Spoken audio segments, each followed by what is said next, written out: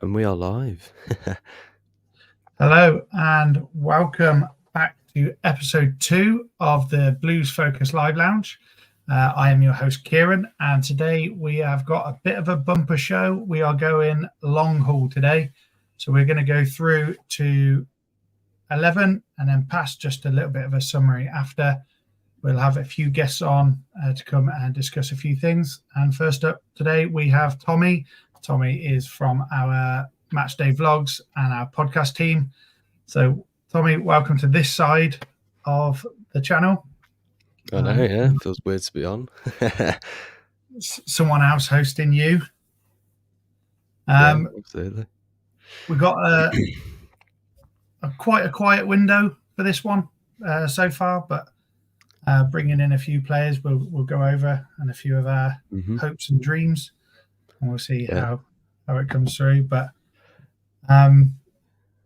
first of all, what I wanted to talk to you about mainly quickly was the naming rights that we mentioned, and how big of a deal that could be for us, not necessarily for this window, but for future windows going forward.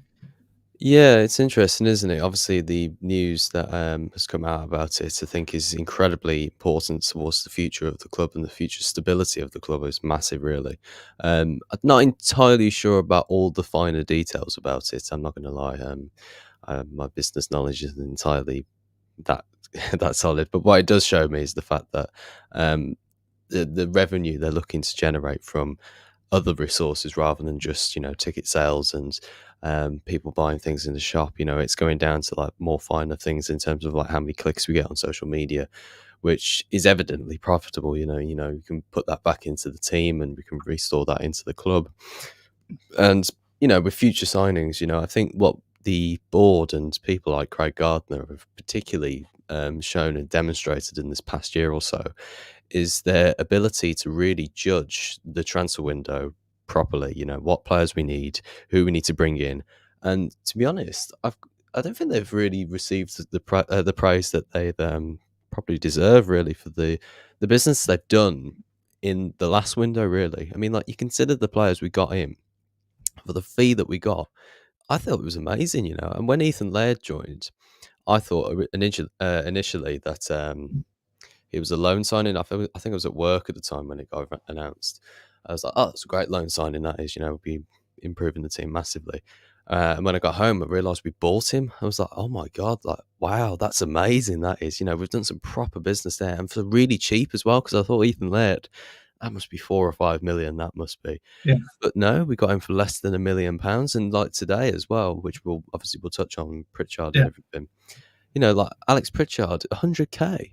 I mean, I saw some Sunderland fan mention it. She was just like, "How are we selling Alex Pritchard for 100k?" The Blues would have to add our pants down with this, And to be fair, like, the business we've done has been superb. I really can't give them enough credit, really, for the business they've done with the team so far. Yeah, I mean, we've had a fair few windows where we've had no money to spend or very little money to spend, and we brought in players like Chong and Hannibal, and even in those markets they were like, how are they coming to Birmingham City? But they worked for us when we needed them. And then moving forward, I think Craig Gardner is the job he's done is phenomenal, and the team around him now, he's got more people around him to pass on, and Joe Carnell doing his bit, scouting and stuff. They've been absolutely smashing it, and now bringing into the future where they are bringing in more money and more revenue from different avenues, we're going to start seeing a different side of the financial fair play, where we'll be able to start spending some more of this money, and more money brings more players hopefully bring in better finishes and more money again. So it's a never-ending circle. We've touched on Alex Pritchard already. Great signing for me. He just needs to be switched on and stay switched on, and that'd be good for us. He's a good little player in the centre of the field, which will be, I think, one thing that Tony Mowbray wants is the players to be able to turn and play forward, and that he's repeated that in several of his interviews. That's what he wants, and Alex Pritchard gives us that little thing with, especially with like Koji Miyoshi and stuff. Yes, they're small; they're never going to win headers. So long ball Well, in football, theory, yes. long ball football is essentially coming to an end finally at Birmingham. So if we ever bring on Mark Roberts, we're probably in trouble. But those ball playing footballers, that's what we're starting to get in now. And even with the little Mhm. amount we've spent on these, it's exciting times for that to come. What are your Yeah, yeah. thoughts on Alex Pritchard? I'm very pleased with him actually. I think it's a proper championship signing. You know, those were the deals that I was looking for in terms of you know, when the owners initially took over. And of course we got them in that transfer window in players like Laird and Lee Buchanan and everything. I think it's just another one of those, you know.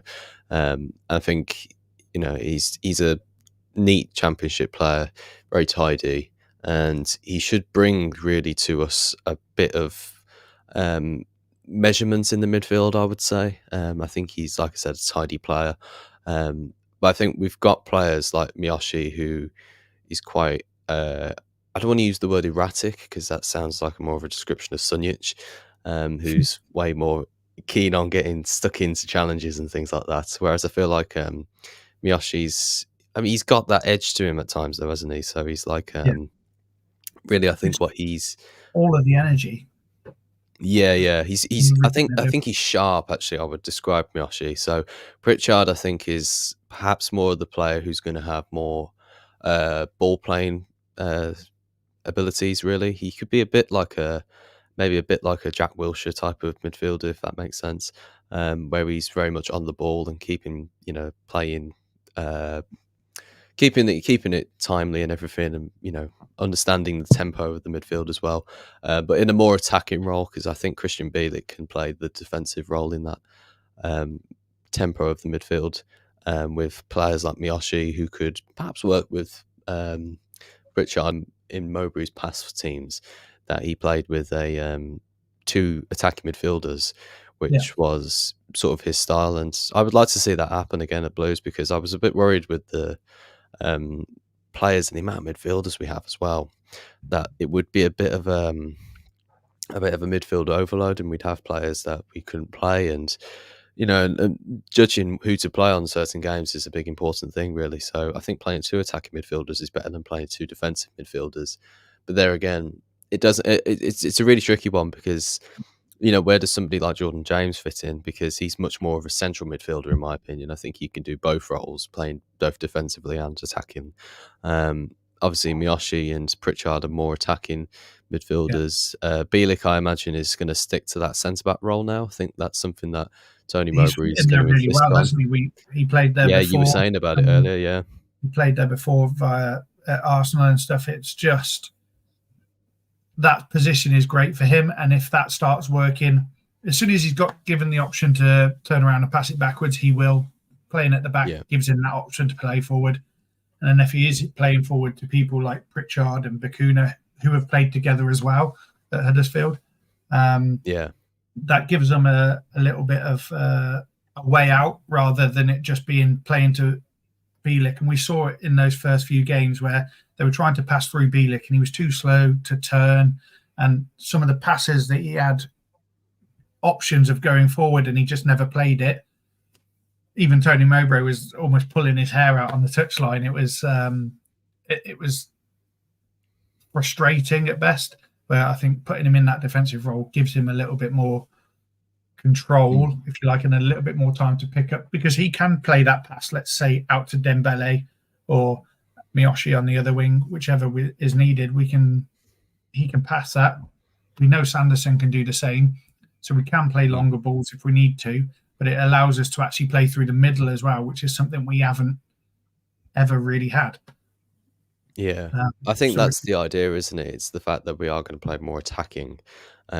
Whereas I think with Rooney before and the players he was, well, actually, we never knew with Rooney. Like the thing is, like we could be sat here right now in a hypothetical reality with Rooney still as manager. I think the category of players that we were looking to get in, I don't know what that would have looked like. You know, I think we'd have been in for a bit of a tricky window, really, because I get it. We're offloading some of the players and maybe some of the younger players as well. Obviously, Zach Geacock has now been released. There's been a few loans out to other clubs as well. So it's tricky to see what Rooney would have implemented really in terms of his style and everything. Um, yeah, but I think the way we were going about that. Did you put that comment up, by the way? I did, yeah. I was Oh, about to say, just I put thought I didn't. My laptop didn't glitch out anything. But yeah, Josh Andrews never really been given a chance. Best of luck at Gillingham. Yeah, I agree with that actually. I think, but there again, like we're a team that's just not stable enough to give strikers chances. Really, I don't think. I think the thing is though as well, like with Josh Andrews, like he's a quality player, and I'm sure he will do well in the league. I don't think he's not gonna I don't think he's going to drop down to National League standards or anything. I think he's going to be a proper league player. Um, but yeah, it's. I don't think it's risky business taking chances on younger players, particularly when they're more attacking players. I think with midfielders, you can definitely give them a chance. I think that's why Jude was given the perfect opportunity, really, because when you don't take your chances as a striker, it's really your people on your back. And when you yeah. don't keep the ball out of the net when you're a young keeper, people are on your back as well. So midfielders and you could argue defenders as well. I'd probably give them more of a understandable, easier ride. But I think Josh Andrews, it was just too hard. And also as well, we've had players like Djukovic and um, Hogan, who on his day, when he gets given the chance, he does score his chances. Yeah, But if Josh Andrews had been given those chances that our strikers would have been expected to score and he misses them, then you can never really tell, really. I think that's But why they're yeah, holding I think bringing Dixon up as well. Because yeah, you he is don't want to rush him banging in in. Yeah, goals, under 21s, but that doesn't necessarily translate always into the first team. And a lot of people see it and they go, "Oh, he must be playing. He must be playing," but it doesn't always directly translate over. And you need to bring these people in at the right times and put them in situations that are going to benefit them. Maybe towards the end of the season, if we get to the points for safety, we mm, can then build and give the people chances from there, like the youth. But yeah, it's 100%. a sad day to see Baby Zigic go. Obviously, iconic references to him, but we wish him all the best going forward with what he's about to do. Obviously, we've let Gcock go as well. Again, you said Mm. about giving goalkeepers the chances. When he came in, he Had a got tough time, just didn't he? he got abused almost by the other fans and by the other teams. Um, Mm. Well, he was in and goal for that Blackpool 6-1, wasn't he? So yeah, he was already off to a hard start as a Blues keeper. Really, it was hard for him. it's uh, it's a tough welcoming that is. I've just put this one up on the screen. 19 attempts and no goals tells its own story. It does. Um, It does yeah, absolutely. But I think just from me, the point I would be making at the moment is goals are coming from different places in our team. We are not reliant on one person for the first time in a while. We've got a few different players on 6, 7, 8 goals, and but absolutely fundamentally, we do need someone who does put those balls in. Someone like Keshi Anderson being touted to potentially leave. yeah. I don't think that would be a massive loss for us. He's a great player technically. He gets into the chances, but he does nothing when he's actually there. He's had so many chances which you or I could potentially score, and he's just wasted it. But I think the problem with Anderson is not really the fact that I don't think he can't score. I think it's the thing that he just doesn't shoot enough, really. And yeah, I picked up on that a few times in the games he had towards the start of the season before his injury. And he did have a few shots on target against Leicester, but he doesn't take enough chances, and well, he doesn't take on enough chances, I should say. Actually, he's one of those people who is incredibly frustrating to be, um, around and watching him as a footballer. Because I can see that he's got the positional senses to get into those positions. Um, but he just doesn't have the confidence at times, perhaps, to pull the trigger really, and it, it really did. It cost us the game that against Leicester, and and you can argue as well. Sariki Dembele and Stansfield and James, they should have took their chances as well. Absolutely, I'm not denying that, but yeah, just it was. I think it's more easily picked up on with people like Anderson.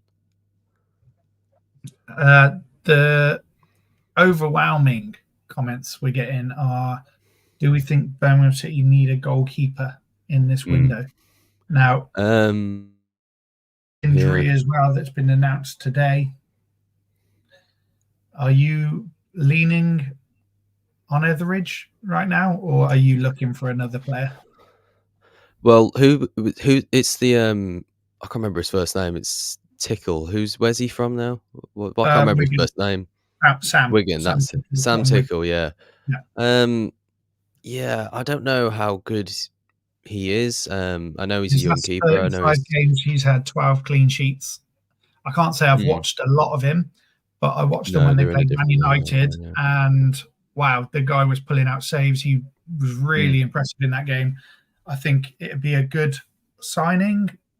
Do I think he's championship ready to step straight into the team? That's a different story. Obviously, playing down in League One at the moment. Yeah. It's a different league, different shots, different type of play as well. So it's interesting to see if he does come up. Could he stand it in the championship? I would hope so. Obviously, if we are getting him in, of course, but I don't know. It's always tricky to work with, like I said just earlier, literally strikers and goalkeepers because they need to be so consistent to be of good quality. And but you like with Ruddy, like he's always solid, isn't he? And Etheridge, even though he's not a bad keeper, because he's been of championship quality before, he's not as consistent as John Ruddy. And also to take into account as well, someone like Matthias Sarkic, who in pre-season of that season was shambolic and was all over the place. Couldn't keep the ball out of the back of the net for anything. But he grew into his position, and that was a risk really getting him in.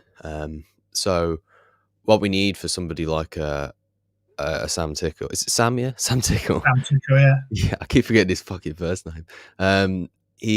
He's one of those people. Well, because he's a keeper, he needs to come in and just keep as many clean sheets as humanly possible. Just to keep us, in steady belief that he's going to be a good goalkeeper, and also, it's such a hard position to demand for as well. And that's why people like John Ruddy are like proper solid goalkeepers because every corner that comes in and is near his near his area of coming to collect the ball, he's going to get it. And with people like Etheridge, it would be like he might get it, he might not, and that's not what you want from a goalkeeper. And it's the same thing for a striker who we might be looking for as well.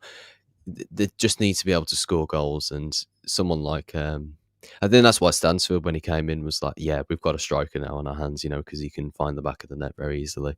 And I would it's the same throw way we got so Ruddy and much Sarkic. money at them to try and get him signed full time. And just take our whole financial fair play budget, have it, keep it. We want him. The guy just scores from non-opportunities. Really, he's the best clinical finisher I think since we've had Shea Adams. We've never really replaced that.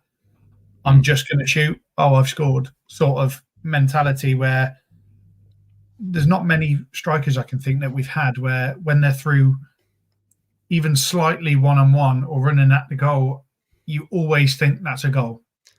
Yeah, no, 100%, yeah. I don't get that from Hogan. Hogan is more of a reactive striker. The ball comes in and he'll score. Yeah, I think the thing with I think the thing is with Hogan though is the fact that he doesn't even create those chances in the first place. He has to be given those chances. Yeah. Stansfield works and makes them for him, so I think that's the he's up to that level really. But yeah, Che Adams was the last great striker we've had before.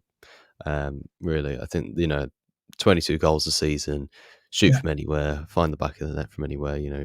It's that Forsell-esque, like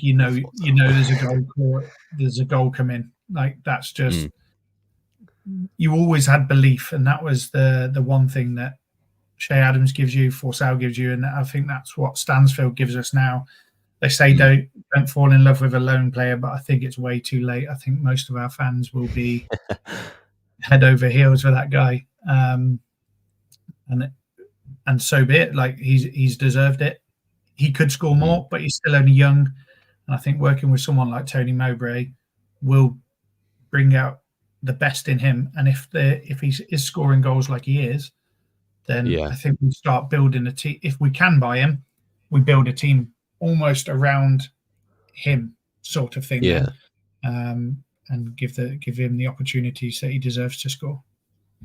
I think the thing is with Stansfield as well, like if he doesn't get signed by us next season, I think that Fulham would actually look at him and go, is he Premier League quality yet? Perhaps not. But is he still enjoying his time at Blues? Maybe. David Haya is still a free agent. Yeah. Wages though, a lot of wages, won't he? If we ever to To the end of the approach him. season, he's not that great at playing up from the back either. Let's be honest. So we'll I probably give prefer him. John Ruddy if I'm being honest. We'll uh, give him a little bit of a miss. He's not. The problem with Marlon King, was another striker where we knew the goals were coming when he's through on goal. Absolutely, that's the yeah, sort of player that you need up front. But I think in this league you need two of those, where if one isn't scoring, they're going to play it across. I think Stansfield can sometimes be a little bit greedy as well.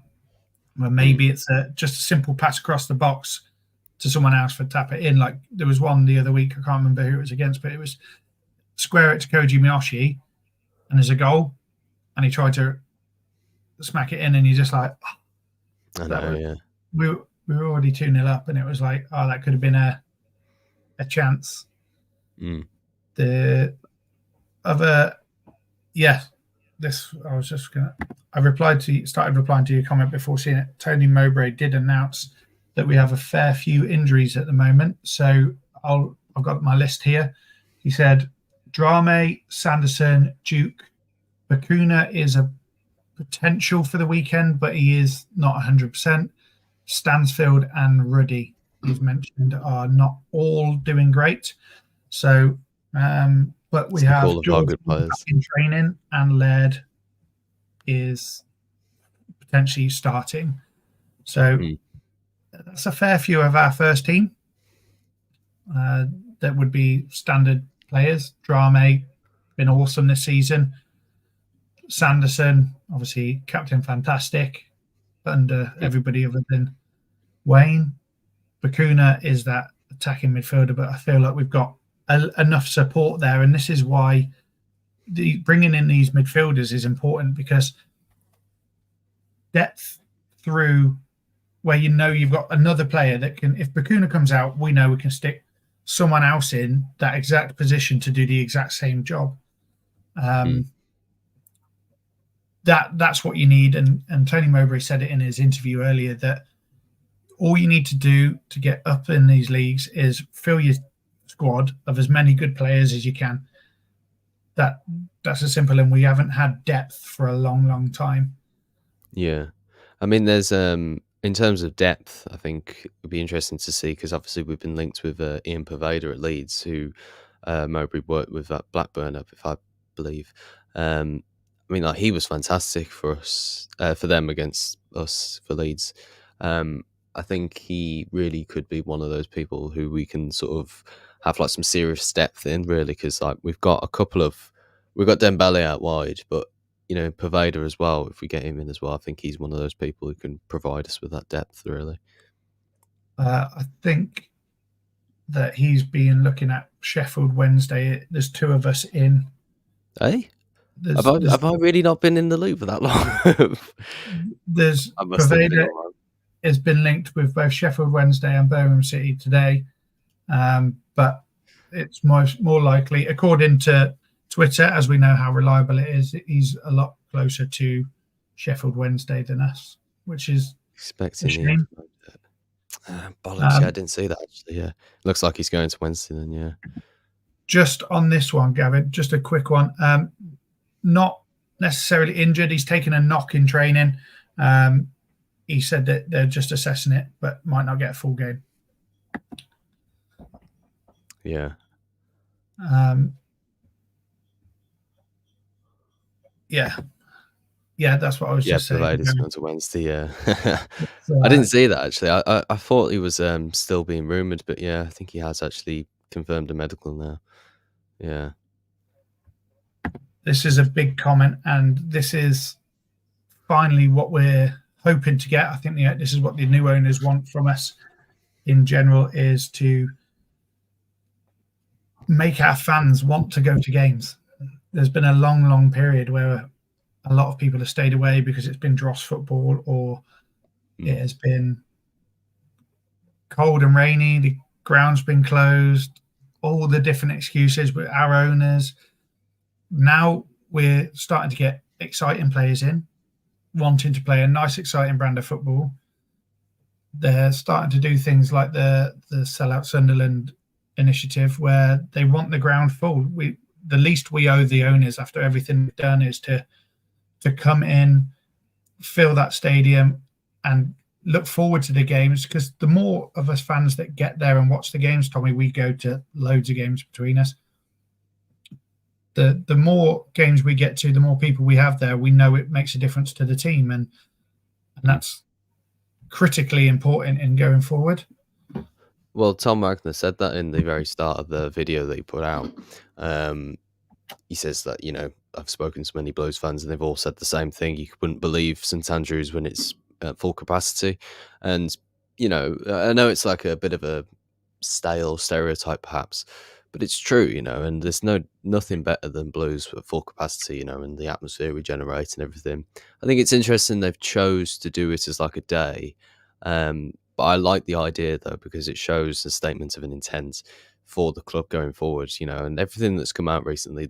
I think they like to do stuff in like bulk packages of good news, really. So it keeps the good feeling going on rather than sort of the strategy, sort of the strategy that BSHL did really was the fact that when something bad flared up, they would try and come out with some news that would perhaps, keep them off their back for a bit.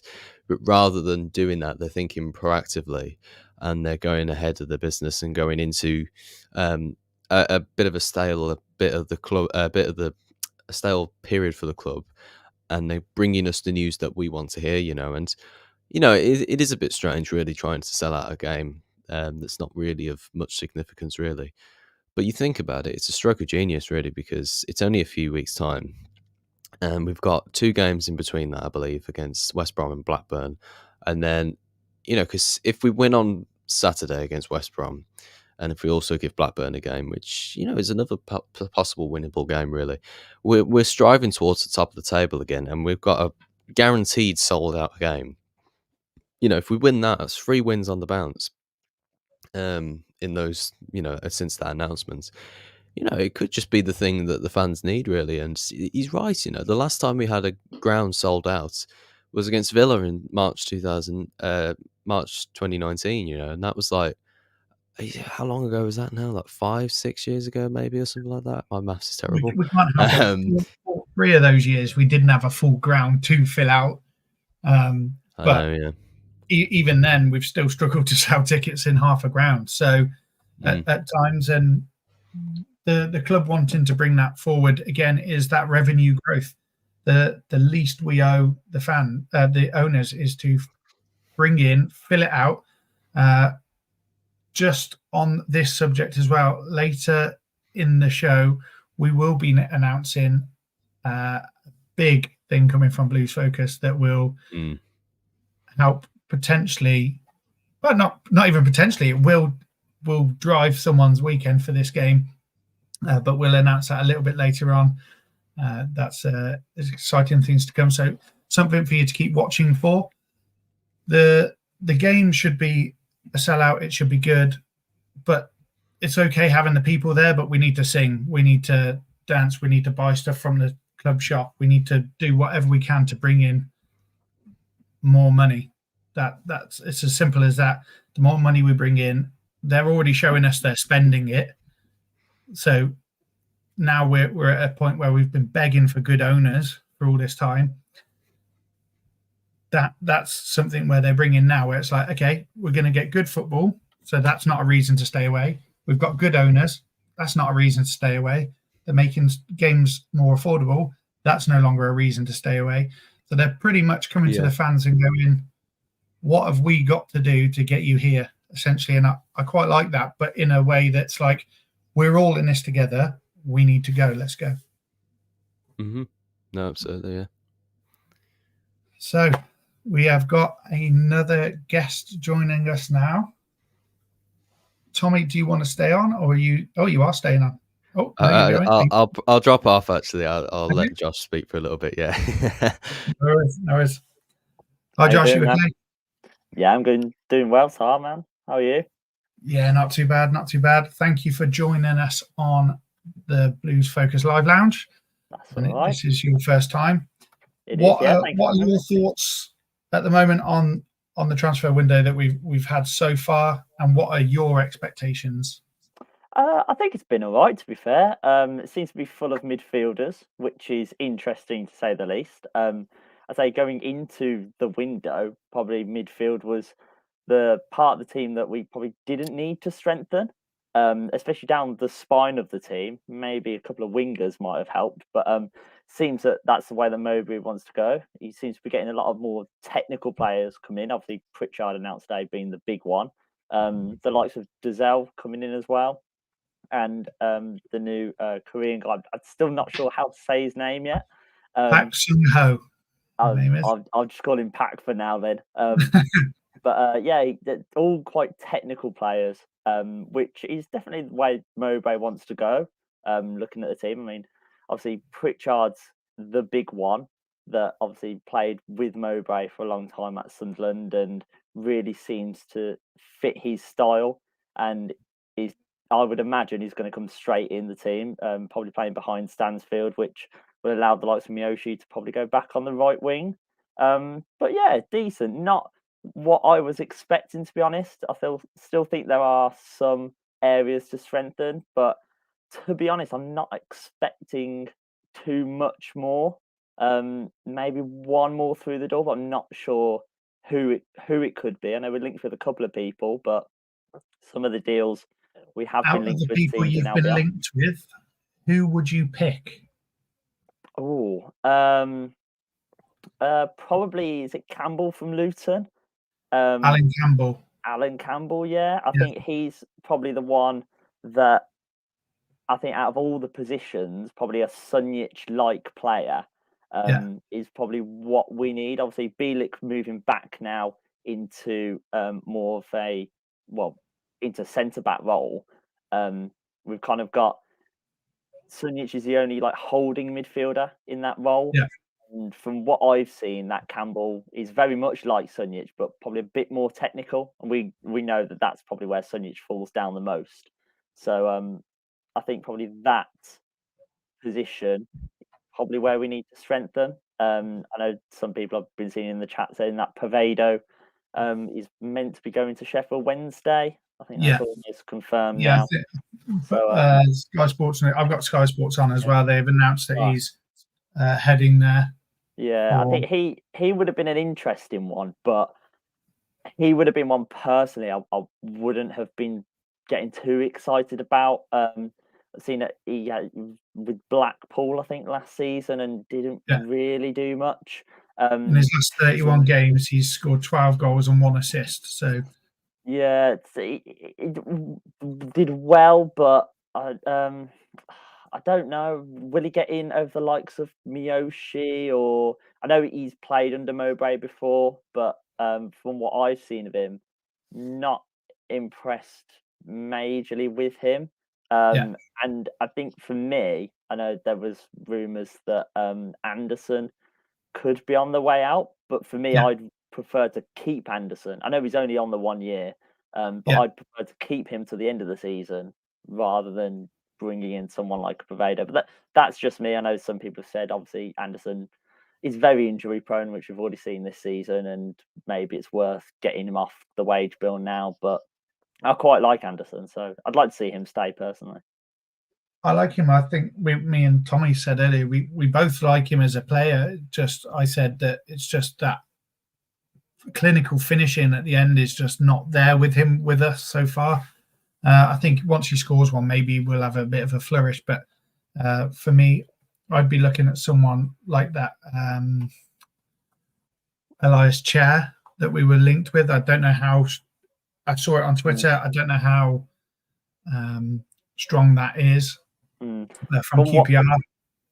From what I've seen, I mean, he's a great player, Elias Chair, and if we could get him, he'd be amazing. But I think it was one of those we kind of just threw a bid out there, kind of testing waters. I think they've obviously sent back, and I don't think he'll be coming in now. I think he's definitely one to look at in the summer, and I think that's probably what we can expect from most of it now. In that, a lot of the people we're going to be looking at will be kind of testing the waters, but waiting for the summer. Obviously, I know I've seen some people in the chat asking for the likes of a goalkeeper. We're linked with that Sam Tickle from Wigan. I think that's one that I know there's rumours that Ruddy's got an injury, and maybe it's not rumours. Mowbray confirmed it earlier. He confirmed it. Well, there we go. But whether that speeds up the process and we get someone like him in now, I think Wigan would want to keep a hold of him for now until the summer. And I mean, we've got Etheridge, who I know made that blunder in the cup not too long ago, but he's still a decent keeper. He can come in. Bit worrying with G-Cock gone, who would be the replacement keeper on the bench there? Maybe that Mayo that's in the under 21s. But we've got decent options there till the end of the season, and then summer is where we do the deals. Some people have been saying centre back as well. I think that's a position as well we need to look at. Left-footed centre back, especially.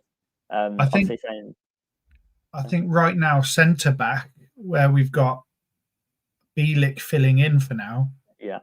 I think that's actually working. He looks really comfortable there. Obviously, he played there in Arsenal. So for me, that isn't an absolute criteria where I'd be like, right, that's where I need to be looking.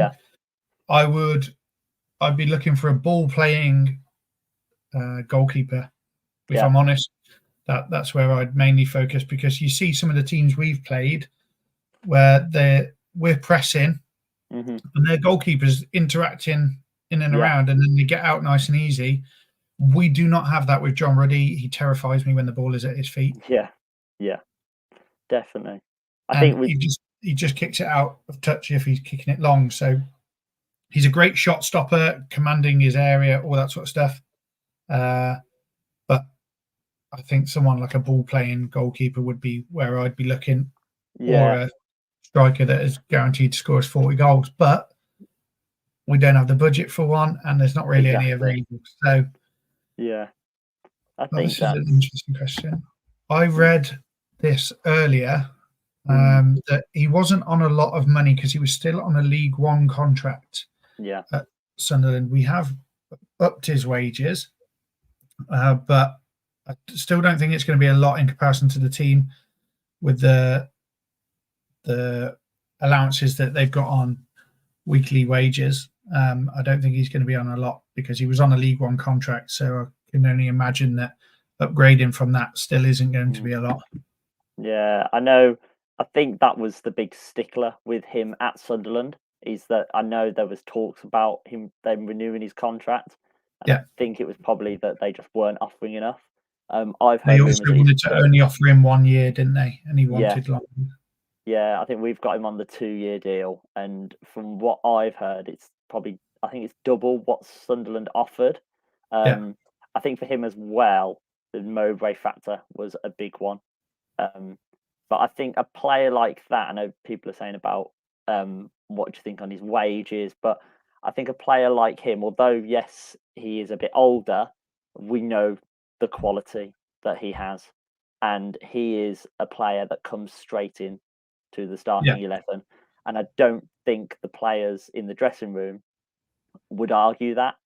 And I think I still don't think though that the board would overpay. Obviously, we don't know exactly what it is, how much they've given him, but I can guarantee that if he wanted a lot and it was more than the board were willing to pay, they wouldn't pay it. I don't think they're very astute. It's not like we're going after a name and just buying a name for the sake of having a name. Yeah. they're very astute businessmen, and this is what they're here to do. So Yeah. I think the board are very much stuck in their ways. This is our budget. This is where we want to be. Yes or no? And I feel like yes, that will bite us in the ass maybe sometimes when we want to go for some slightly better players, because some teams will go, well, okay, we will give you that little bit more just to get it done. And I think our owners will be like, no. But then that stops something else, like the Harry Redknapp overspending. Yeah. I'm not panicking that we're going to go out and buy 10 players today, give them ridiculous contracts, and they're going to be here for the next 5 years as dead wood, like we've got some. So I think it's good that we've got that sort of owners and that sort of control in the board. Yeah. Um, I think, like I said before, I think the big thing for him as well is that he's proven, especially at this level, that he can do it. Especially in the last couple of years, it's not a case of, oh, he did it a couple of years ago. He's been sitting on the bench at a different club, and he's going to come in now. He has been playing this season almost every single game and performing at a very high level for a good Sunderland team. We've now got their manager, and he was kind of one of the star men in that team. So Mowbray's going to put his arm around him, definitely. I know some people have been putting in the chat, oh, maybe it's an attitude problem, wanting to get out of Sunderland. I think there is a case of maybe he was doing that, but we've got him on a 2-year deal. It doesn't seem like massive wages. It's probably more than some other people in the squad, but it's not massive. Obviously, Tony Mowbray knows exactly how to deal with him because he's done it before. And the fact it is only 2-year deal, if he does throw his toys out the pram, then it's okay. We bye, and I'm confident with the board they'll get someone in as well. I think anybody that doesn't want to be here at Blues, goodbye, because we're going up. We're only going one way at the moment, especially with this manager and this squad. It very much feels like that, and it's been a while since we've had that feel where everything is a positive step to the next step. Nothing is going to happen overnight. We're not expecting to be in the playoffs by the end of the season. We're not expecting to go out and sign Mbappe, but we're in a situation where we can get to baby steps. We can start looking at slightly better players, bringing in slightly better players. That's great. Then if we can start looking at better players after that and filling the team with even the fringe players, bringing them up. Like someone said here, how does JJ fit into the team, right, with all these midfielders? He's been one of our biggest contributors so far this season. I think whoever's coming in needs to knock JJ out of the team rather than bringing someone in and going, cheers for that, see you later. I personally think we're going to keep him. And from a business point of view, that would make sense with the Wales games going up from is it the Euros this year? The Euros, you're going to have him playing in the international scenes. Let's say he scores a few goals in that. His price tag just goes bang. So instead of talking 4 or 8 or 12 million, I mean, that guy sold for, was it 22 million? Yeah. I think that's a big help for us as well. I think that gives us a lot. I think if that deal doesn't happen, then we look at about 8 million, something like that, and it's very tempting.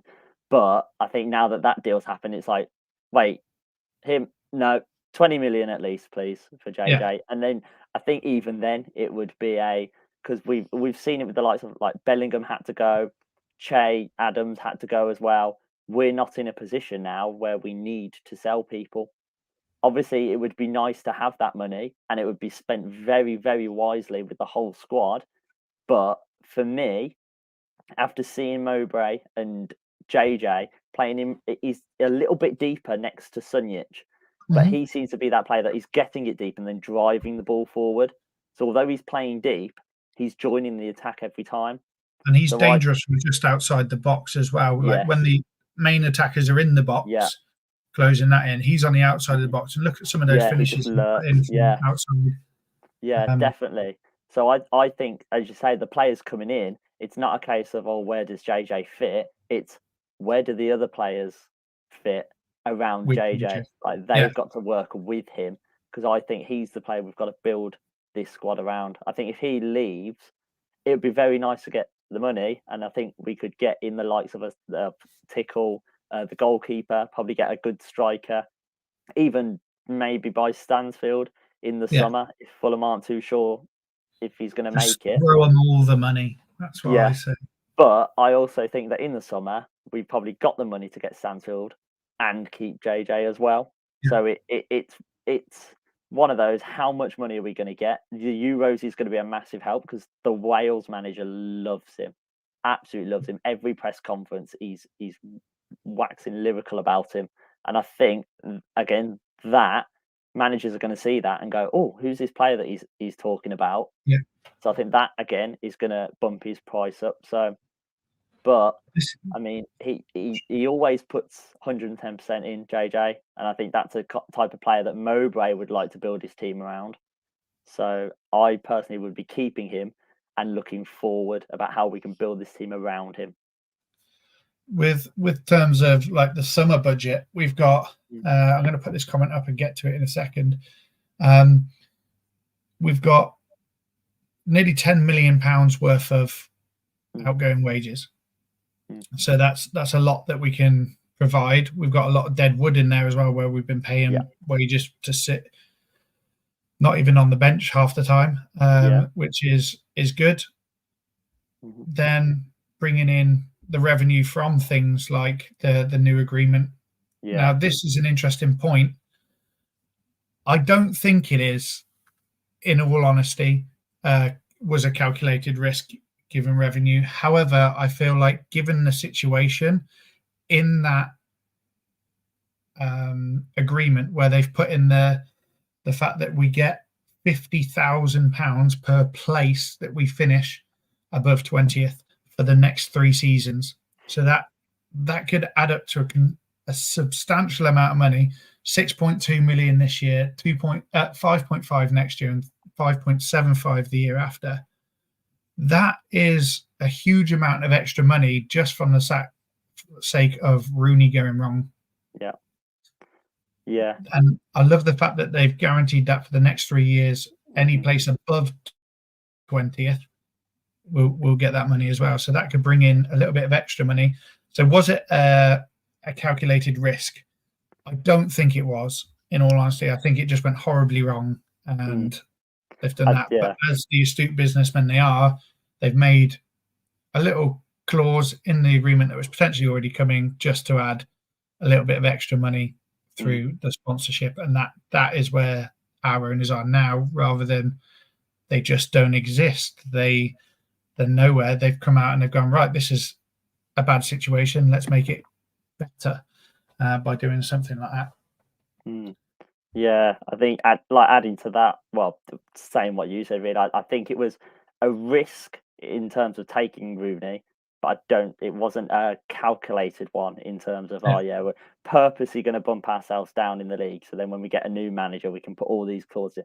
I don't think that was it. I think, as you said, they're just very smart businessmen, and they've realised we need to make sure this doesn't happen again. Oh, actually, we could put a little clause in there that doesn't sound stupid because of where we are in the league, but knowing full well that we're going to be above that most seasons.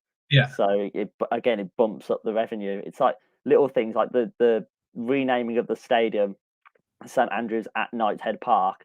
You know full well that it's just going to be St Andrews. Whenever if we're on Sky Sports or anything, it's just St Andrews. It's not like they've gone and completely changed it to just Knighthead Park. Or the Trillion Trophy Asia Stadium or whatever it was. Exactly, yeah. It's always going to just be St Andrews, and it's pretty much just at Knighthead Park when it's on contract deals or business things. And even then, I'd imagine they'd put St Andrews in big letters, and then they'd put the font just a little bit smaller for the at Knighthead Park thing. They're just very clever businessmen. When I was reading it, I was like how have they thought about these things? I actually think that will change a little bit. I think from speaking to various people and reading into the agreements and stuff that are coming and whatever. We've got St Andrews at the moment. They're building this fan entertainment zone on the back of by the Tilton. That's going to be open by the end of this season, and then they're building this sports quarter that will be known as Knighthead Park. Yeah. So I think our stadium will always be St Andrews, but the area around that they're potentially will always be that will be fully Knighthead Park. And that, I think that's the way you get around it, where the stadium will always just stay as St Andrews. Yeah. But then the area around will become Knighthead Park, and Definitely. I think there's very exciting things to come going forward from them. Is there anybody that you'd like to clear out? That's a random question. There were a couple of people I'm not, or I'd say I am surprised haven't left. I thought Neil Etheridge would be gone, personally. Big wages. I think obviously the Ruddy injury has now meant that he's definitely staying. I would have expected him to go, to be honest. Scott Hogan, again, there were rumours of Sheffield Wednesday at the start of the window. Rumours have almost completely gone, but part of me was kind of hoping that would happen, because I know Leicester, he came on and didn't really do anything. But the Mowbray's first game, he was okay against Swansea in the first half. Second half, he kind of fell away. But I think the problem with Hogan is that his mind is still the poacher that he is, in that he wants to get in behind, but he doesn't have the legs. And I think for a player like him, if your legs are gone, he's not the most technical. He plays very much on confidence, which he's low on almost all the time.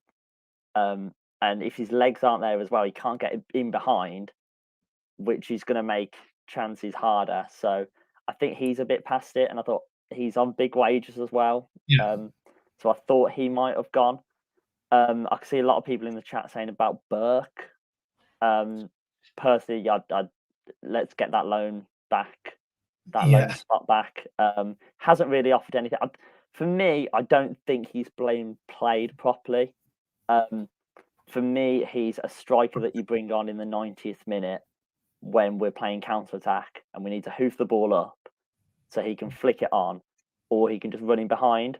But for some reason, we just play him on the right wing all the time. And half the time, when we do want to counter-attack and use his pace, he can't, because he's defended. And either that or his touch is 5 million miles ahead of him. So.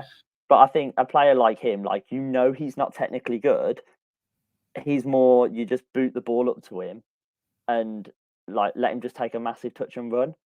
Yet we're trying to play fancy football with him, and it's again, it's just not working. So I think he should be sent back. I see Stephen Bennett's put we should sign Gallagher from Blackburn. There were rumours I saw with him coming as kind of the swap deal for Duke. He's a player he's got better since leaving Blues, since he's at Blackburn. But again, he's quick, he's tall, but it's not moving forward. I think that would be my issue. No, I think that's more of a sideways move. 3-year contract and moving the club forward. He's essentially what we've settled for the last. Yeah, he'd be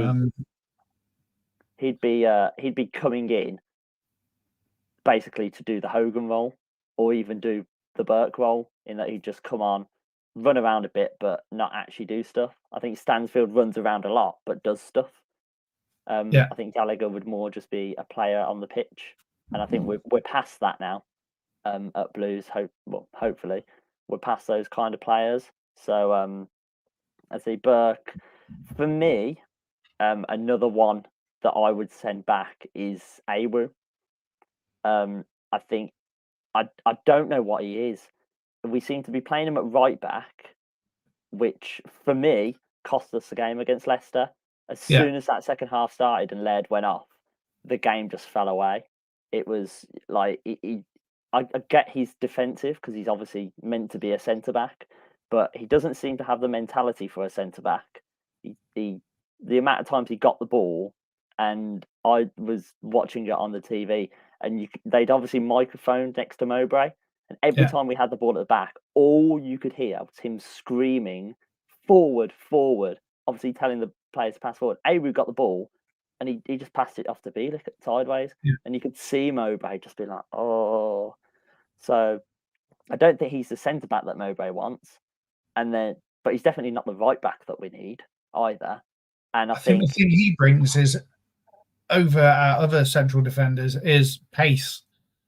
And I get that, in that obviously it allows us then to play further forward and we can press teams high, but are we going to risk him just having pace for the lack of everything else that he offers? Which instead I'd look at and go, if we get a keeper that's good with their feet, that starts 5 yards further forward. I think that's what I've seen, especially with other teams this season that have come to Blues, is that their keeper is constantly just on the edge of the box. So every time a ball gets knocked over the top to try and beat the defence, keeper's just there to sweep it. And this is what I was saying as well earlier with that ball playing. Ruddy doesn't do that.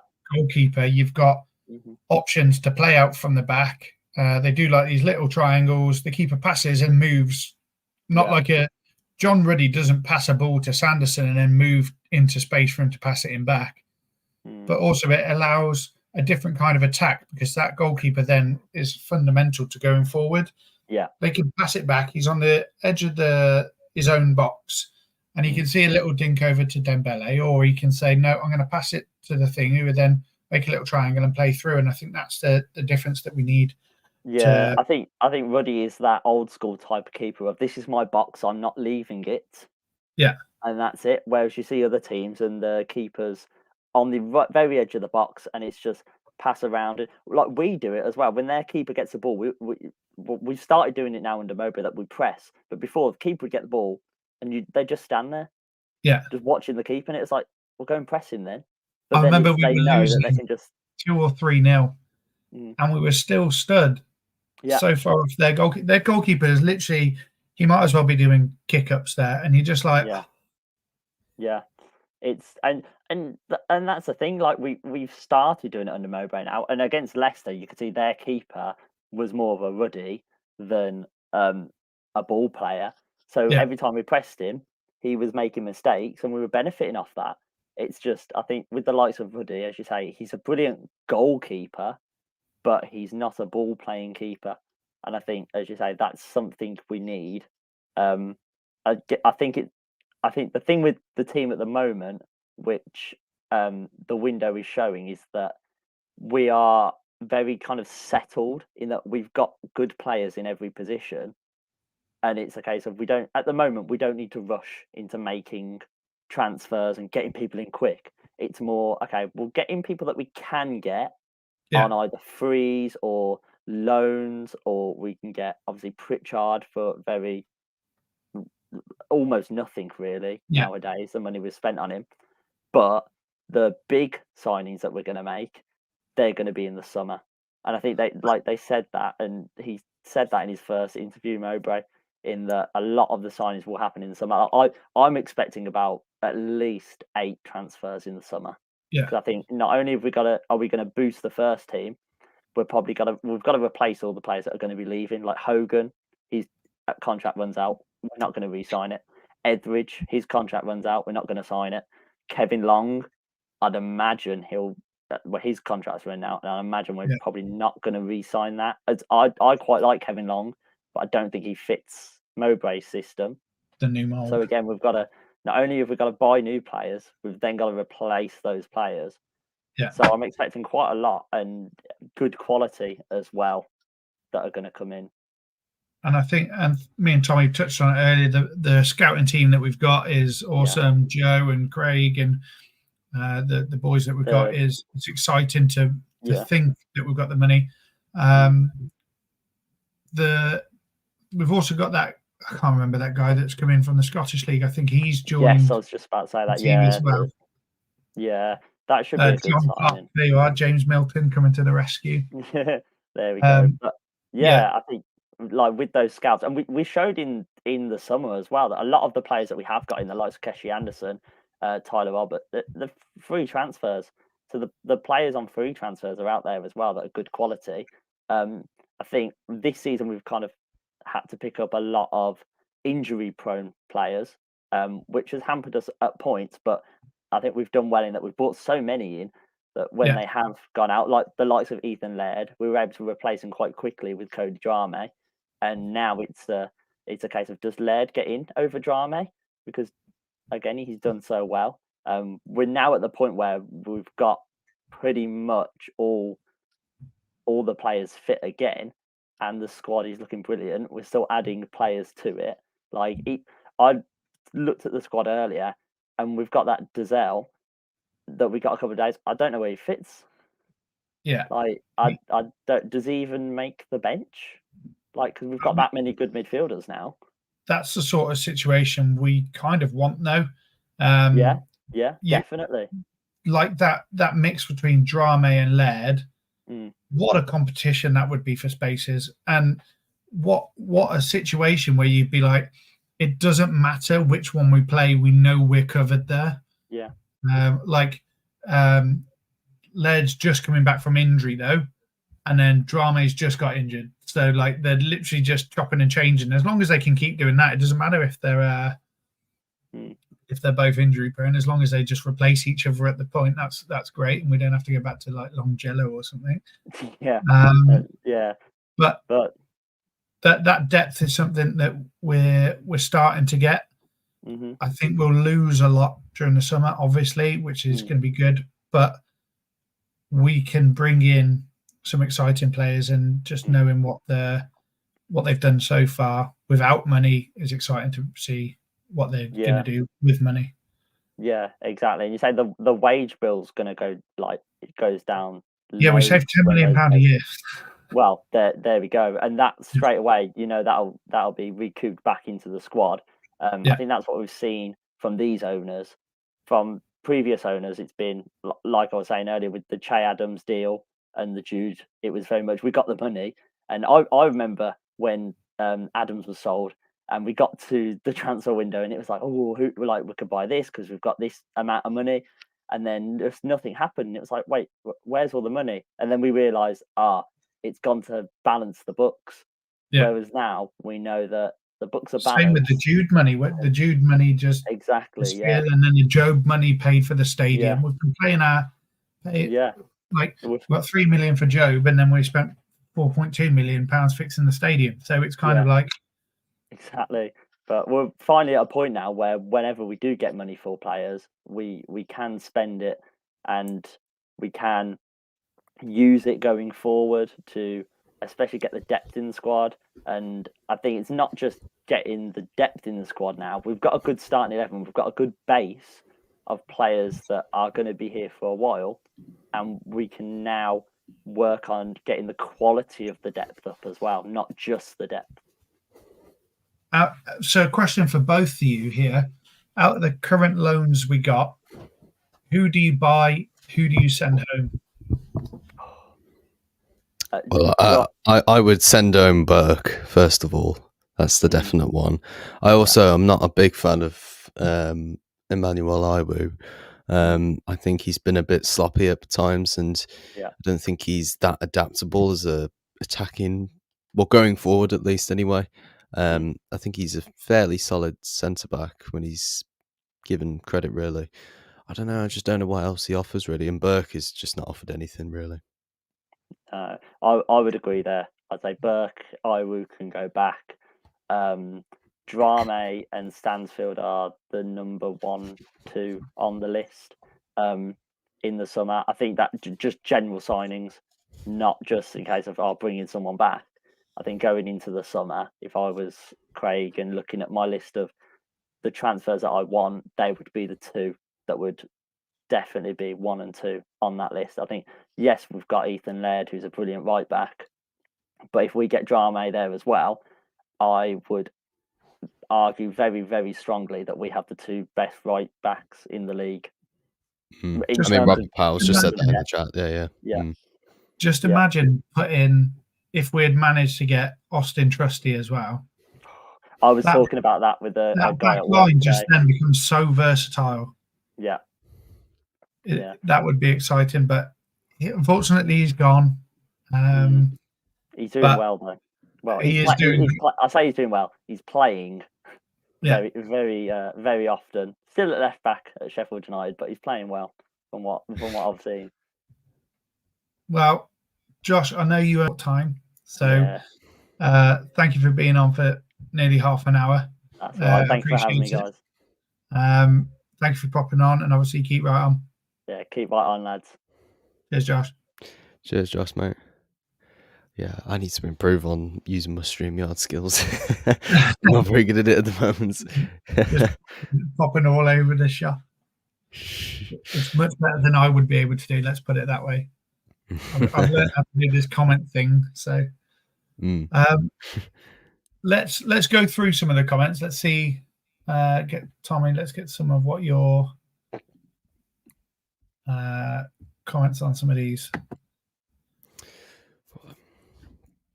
Of course, if Mike was just taking the mic, wouldn't expect to see the lad in the shirt again. If there's anyone in the squad who has less product than Hogan, Burke is the man.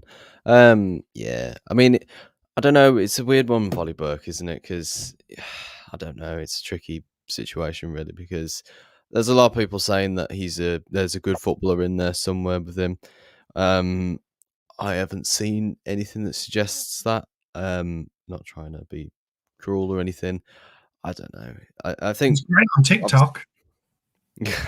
Well, Hogan does offer more. That's obvious because he's scored goals for us before.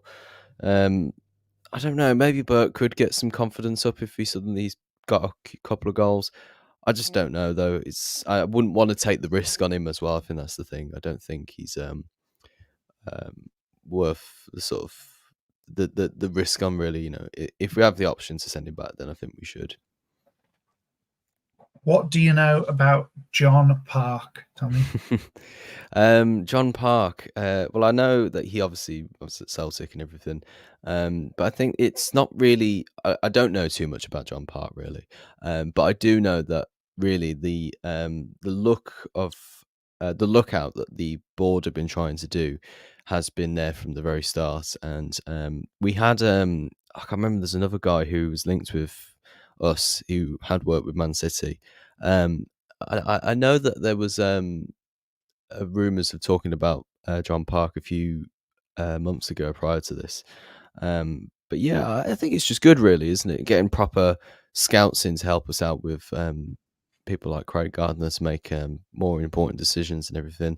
And obviously with Mowbray. Have they worked together before? I'm pretty sure they have. Yeah, they have. So he knows the sort of players Mowbray would be after. He knows the sort of play that Mowbray wants and the sort of mentality he'd want in the side. So he's an international scout as well.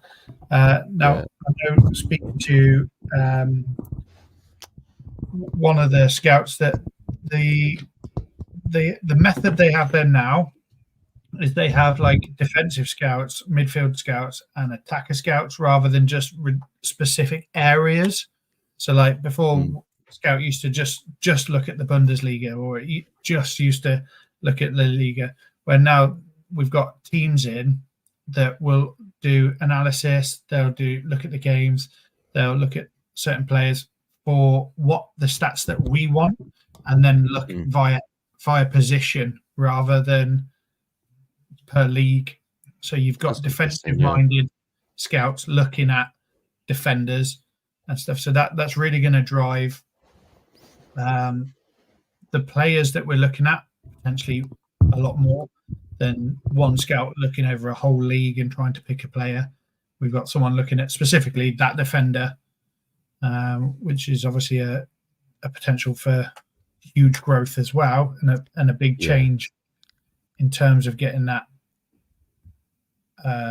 momentum moving forward for the team and the growth of the club. Yeah, absolutely. So this comment here: if we beat West Brom, the confidence of the team and the fans will be huge. I already think it's there. Yes, we lost to Leicester the other day. I don't think any of us went into that really expecting a lot. I was hopeful on the day. I was glad we gave them a game. That first half we should have finished it off, but we don't make that. We don't make the rules with that. They couldn't score a goal, then they get clinical finishes. Let someone like Jamie Vardy do the work, and it starts the end of the game. But if we could beat West Brom, yeah, I mean, I'd love the result the same as what it was when we were at Eustace. That'd be great as the home game. But Yeah. I think it'd be a harder game this time. Yeah. I think West Brom will obviously want to have their moments against us. Obviously, we've beat them the last few times we played in the past few seasons, and also they've just been shown up by Wolves and everything that happened off the pitch as well. So they'll be keen to have their sort of revenge, I reckon, really is probably the best word of describing it. I mean, I'm not going to it, which I'm really annoyed by. The ticket office did make a bit of a piss up about it, but anyway, it's in the past now, all that sort of stuff. But I'm more interested in the sort of how the security and the policing is going to be anyway, because it was going to be tight anyway with how the ticketing was done, and whether people are going to be trying their luck and trying to sneak in or anything. In the home end. Yeah. But yeah, it was also as the fact that what's the security going to be like from the police? You know, obviously it's a derby day anyway, but all the And a stuff that's kicked Saturday off 3:00 kickoff as well. After that's just yeah, happened, yeah, exactly. Yeah, they're going to have their hands full, I think, the police and everything, you know, and they're going to be quite strict, I reckon, as well, in terms of how they do with security and everything, really. So I feel like it's going to be a tasty atmosphere, really. But that's why I think we can thrive, though. I don't think any other club thrives on animosity better than we do, really. You know, it's sort of embedded within the club, really, and that's why I'm devastated I'm not going, because it was like the perfect time for us to do like a reminder of what a proper derby's going to feel like, and I think we Yeah. can win. You know, obviously Leicester, people saying, you know, like we should have taken our chances and everything, yeah, and everything, but like we are still making those chances, and we get those chances against West Brom, we will absolutely murder them. Honestly, there's no doubt about it. So yeah, I don't think we need to be particularly worried. I don't even think we need to be worried if we lose. Unless we get humiliated and lose like 5-0 or something, then it's cause for concern, of course. But a 2-0 or anything, if we lose 2-0, I don't think it's that big of a deal, really. So it's a bit of a free hit, but if we win, I think we can catapult our season into the way that it's going, or the way the owners are looking to plan it. Now, the end of this comment says about we think it'll be a sellout versus Sunderland. Obviously, they've got the initiatives from the club where they've bought in the 1,000 tickets for the kids' charities. They've got 3,000 available for sports teams. They're bringing in a discount scheme for the sports teams as well, so they can get I think it was 3 adults and 15 children for £100 or something along those lines. It's ridiculous for that Sunderland game. That's going to be crazy. That's going to hopefully bring in a whole new generation of Birmingham City fans, get the kids interested, get them involved, and obviously we've got something exciting coming up, which we'll touch on now. We're going to build a whole Matchday experience for a family, where we're going to be paying for 3 adults and 2 under-16s in a full Matchday experience, where they'll go to that Sunderland game, and we'll be able to do a few little things. So that this will be being announced over the next few days in a post on the main Blues Focus pages, both on the Live Lounge and the main Blues Focus page. So this is going to be a thing where people are going to nominate a family that they think deserves these tickets, and we're going to pay for someone to have that full Matchday experience. Yeah, so it's going to be, because obviously we're gold season ticket members, me, my dad, and my brother, and we've been given 2 spare tickets each. So obviously we've invited obviously one of the tickets is going to my mum and everything, so that's a bit easy. So we're gonna have the remaining 5 tickets, which will all be in the lower cop, I believe, the tickets. So if you're a family out there who are interested in joining, getting involved and joining this giveaway, it was the 11th, I think we're gonna The start it. 11th, it'll be announced on the 11th who we're picking. Oh, I see. So yeah, by the time, So yeah. what we need in the meantime is the post will go out tomorrow. Mention it in there. Under that post, people will need to put who they say want the tickets. We want a family to go and have the experience of the match day. So Yeah. for us, that's a huge thing, and get some Blues fans from the kids that generally potentially wouldn't have Yeah. been able to afford to go. Exactly, yeah. I think as well though, like with obviously it's going to be a family of 4 or 5 or anything, obviously, but yeah, I just think though, like it's a perfect opportunity to do this. We've had this for a while and thinking what we're going to do, but with the news that's come out about it in terms of the fact that want to sell out Sunderland, it's a perfect time, and we can really just give people what we can do really for them and everything. But yeah, like I said, like we've been saying, post goes out tomorrow. So if you want to enter the competition, there'll be a post. You just got to follow the rules on it. There might be a few little things here and there that we need to sort out and everything. You do need to be comfortable with being in front of camera. The prizes we have might be done for our social medias and everything. But aside from that, it's just a competition. You can enter and win 3 tickets for the Blues. So yeah, have a good time with it. I think it was like just touching back on the actual idea for the idea for it all. It's interesting you say like bring a new generation of fans into the club and everything. I think that's like perfect, really, because I mean I remember my first a game down in the Blues, and it was the 100th year anniversary of St Andrew. So yeah, that was like a special occasion, and it feels like a special occasion. This one is really, so it's almost like bringing along the new generation of fans, younger audience, and everything. Get excited in the Blues and see what we're all about, really. So it's a perfect time to do it. Really, I think it could really set us up for a nice end to the season as well. There's the first game memories that people have are huge. I remember my first one. It was Kids for a Quids versus Portsmouth. We won. I got my first shirt after that, and then I met Bo Brummie in the club shop after, and it was just an all-round good experience. I loved it. I remember walking up those Tilton stairs for the first time and looking out and just being like, oh, this is amazing. There is nothing like it. And I was hooked from then. And we want to give that to a family for this. And there may be a few other little things that we will be throwing in to really complete the experience, but more will be revealed in the future. Yeah, So we're still drumming up ideas for it. That's why yeah.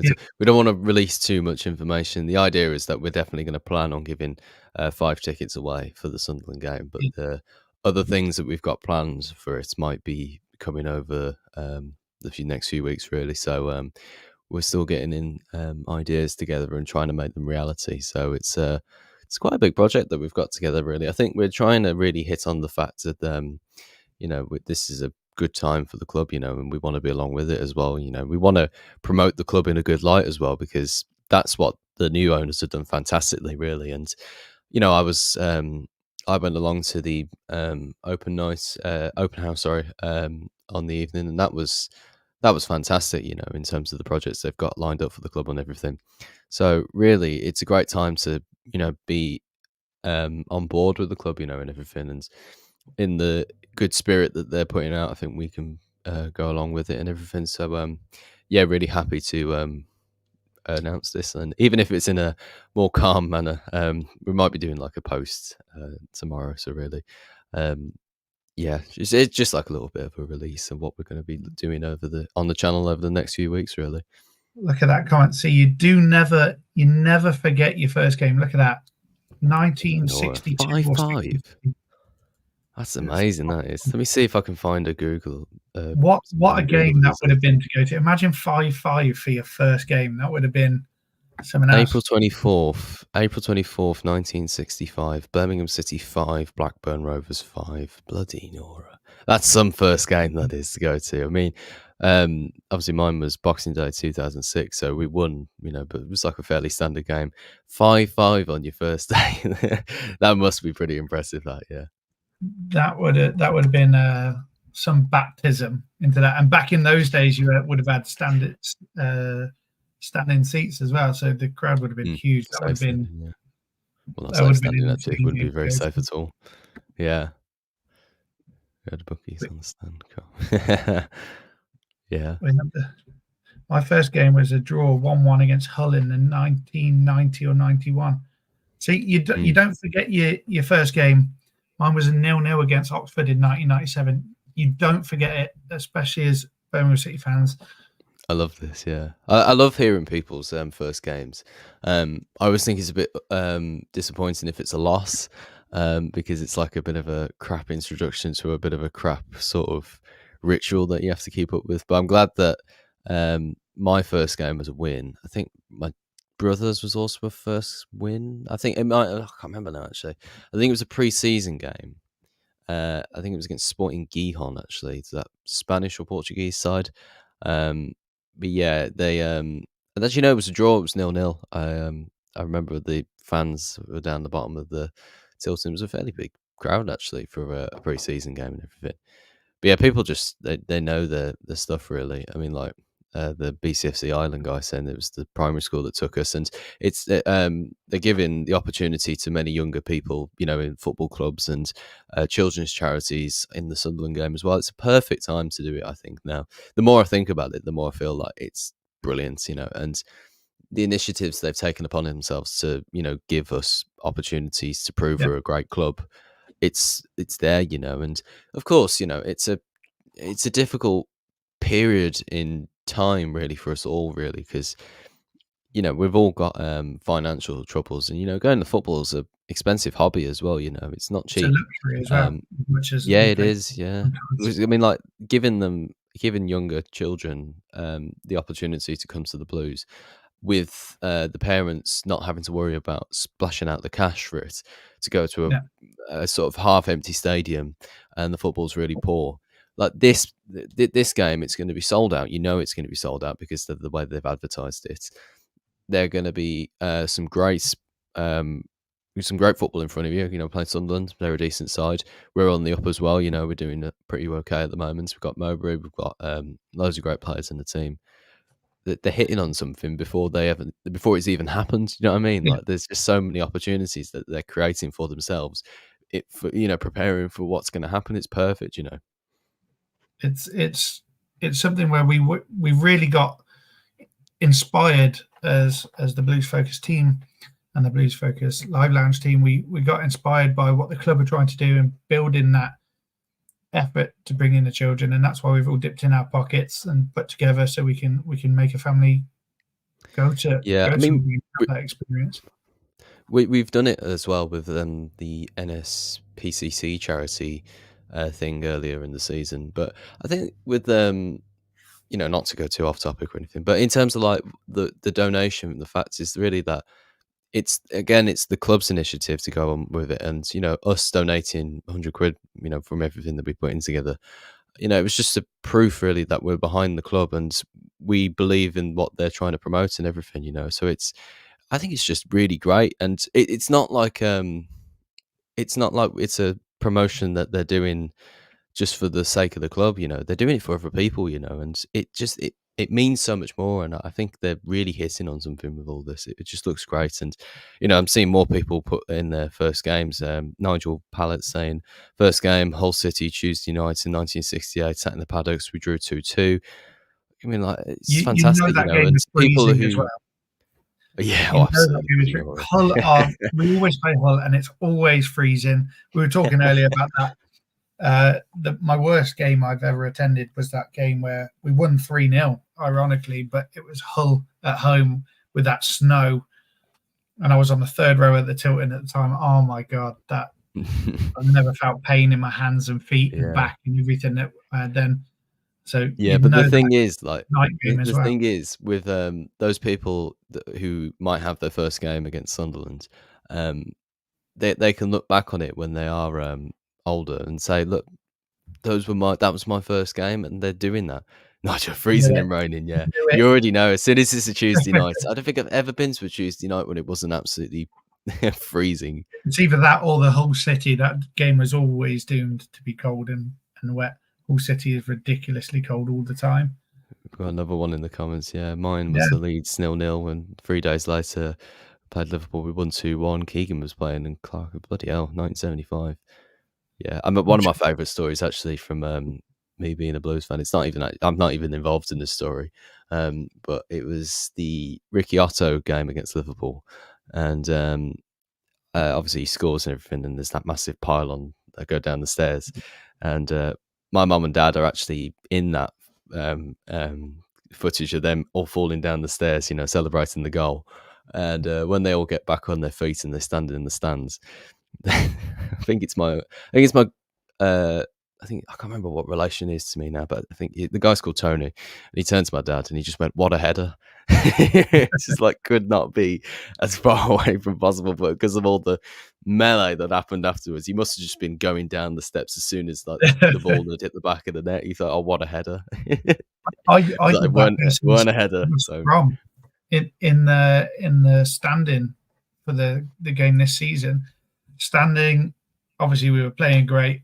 As we started scoring more on goals, the crowd become really compact, and we scored mm, the one goal. And I jumped up to celebrate, but someone behind me had fallen back and pushed me, and I went flying down the stairs. And then I took two people with me. God. It was quite an experience, not that fun, not that safe, but uh, because I was right on the edge of the railing and I had the stairs in the middle. I went tumbling and just Bloody limbs. hell. We're Yeah, we're good with limbs. That's one thing we are good at. it's because we never Um, bloody win. That's why.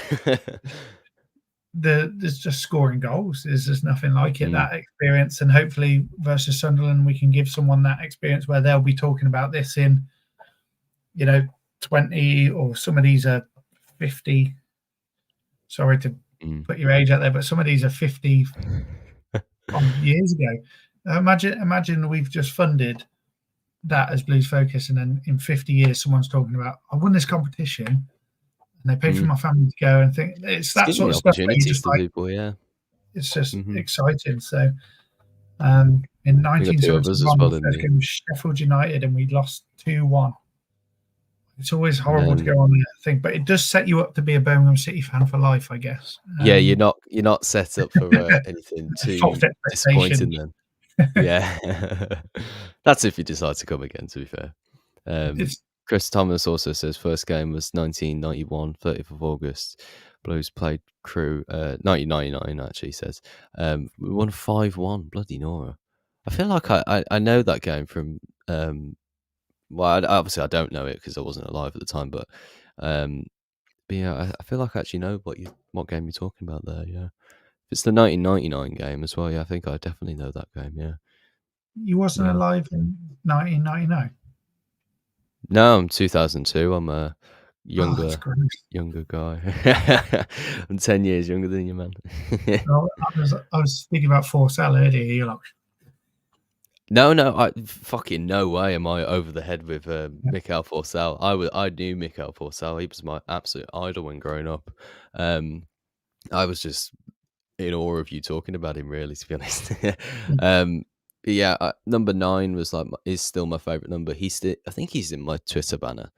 I made like a little thing of him. Yeah, he's in my Twitter banner of the thing I did. Now, Forsell's an absolute idol to me. I mean, like, I just the thing is with like me growing up as a Blues fan, my first game was 2006, so obviously I wouldn't have seen Forsell in the amazing team that he was in earlier before, and then he obviously got injured.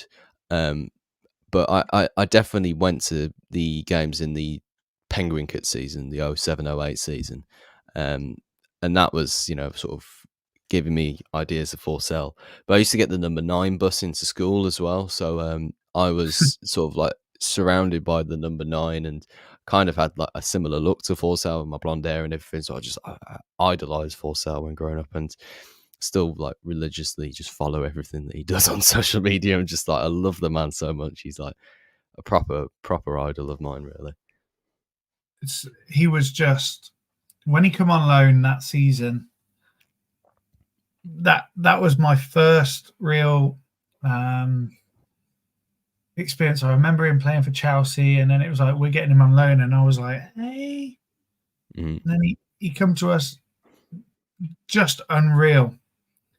And then the next player I remember coming from Chelsea was Mario Malchiot, and he was an absolute flop. You gotta love Malchiot though, because he was a fucking lunatic. He just looked cool, didn't he? Just looked cool. Nicholas Bentner as well, people saying in the comments, yeah. I remember Lord Bentner. I remember growing up, I was fascinated with Savage. He was the guy for me. Like, just, I loved how much he got stuck in, and I've loved every player like him since. I've loved Keefton Boud. I love Sunjic, because they just get a foot stuck in. I don't care if there's as well.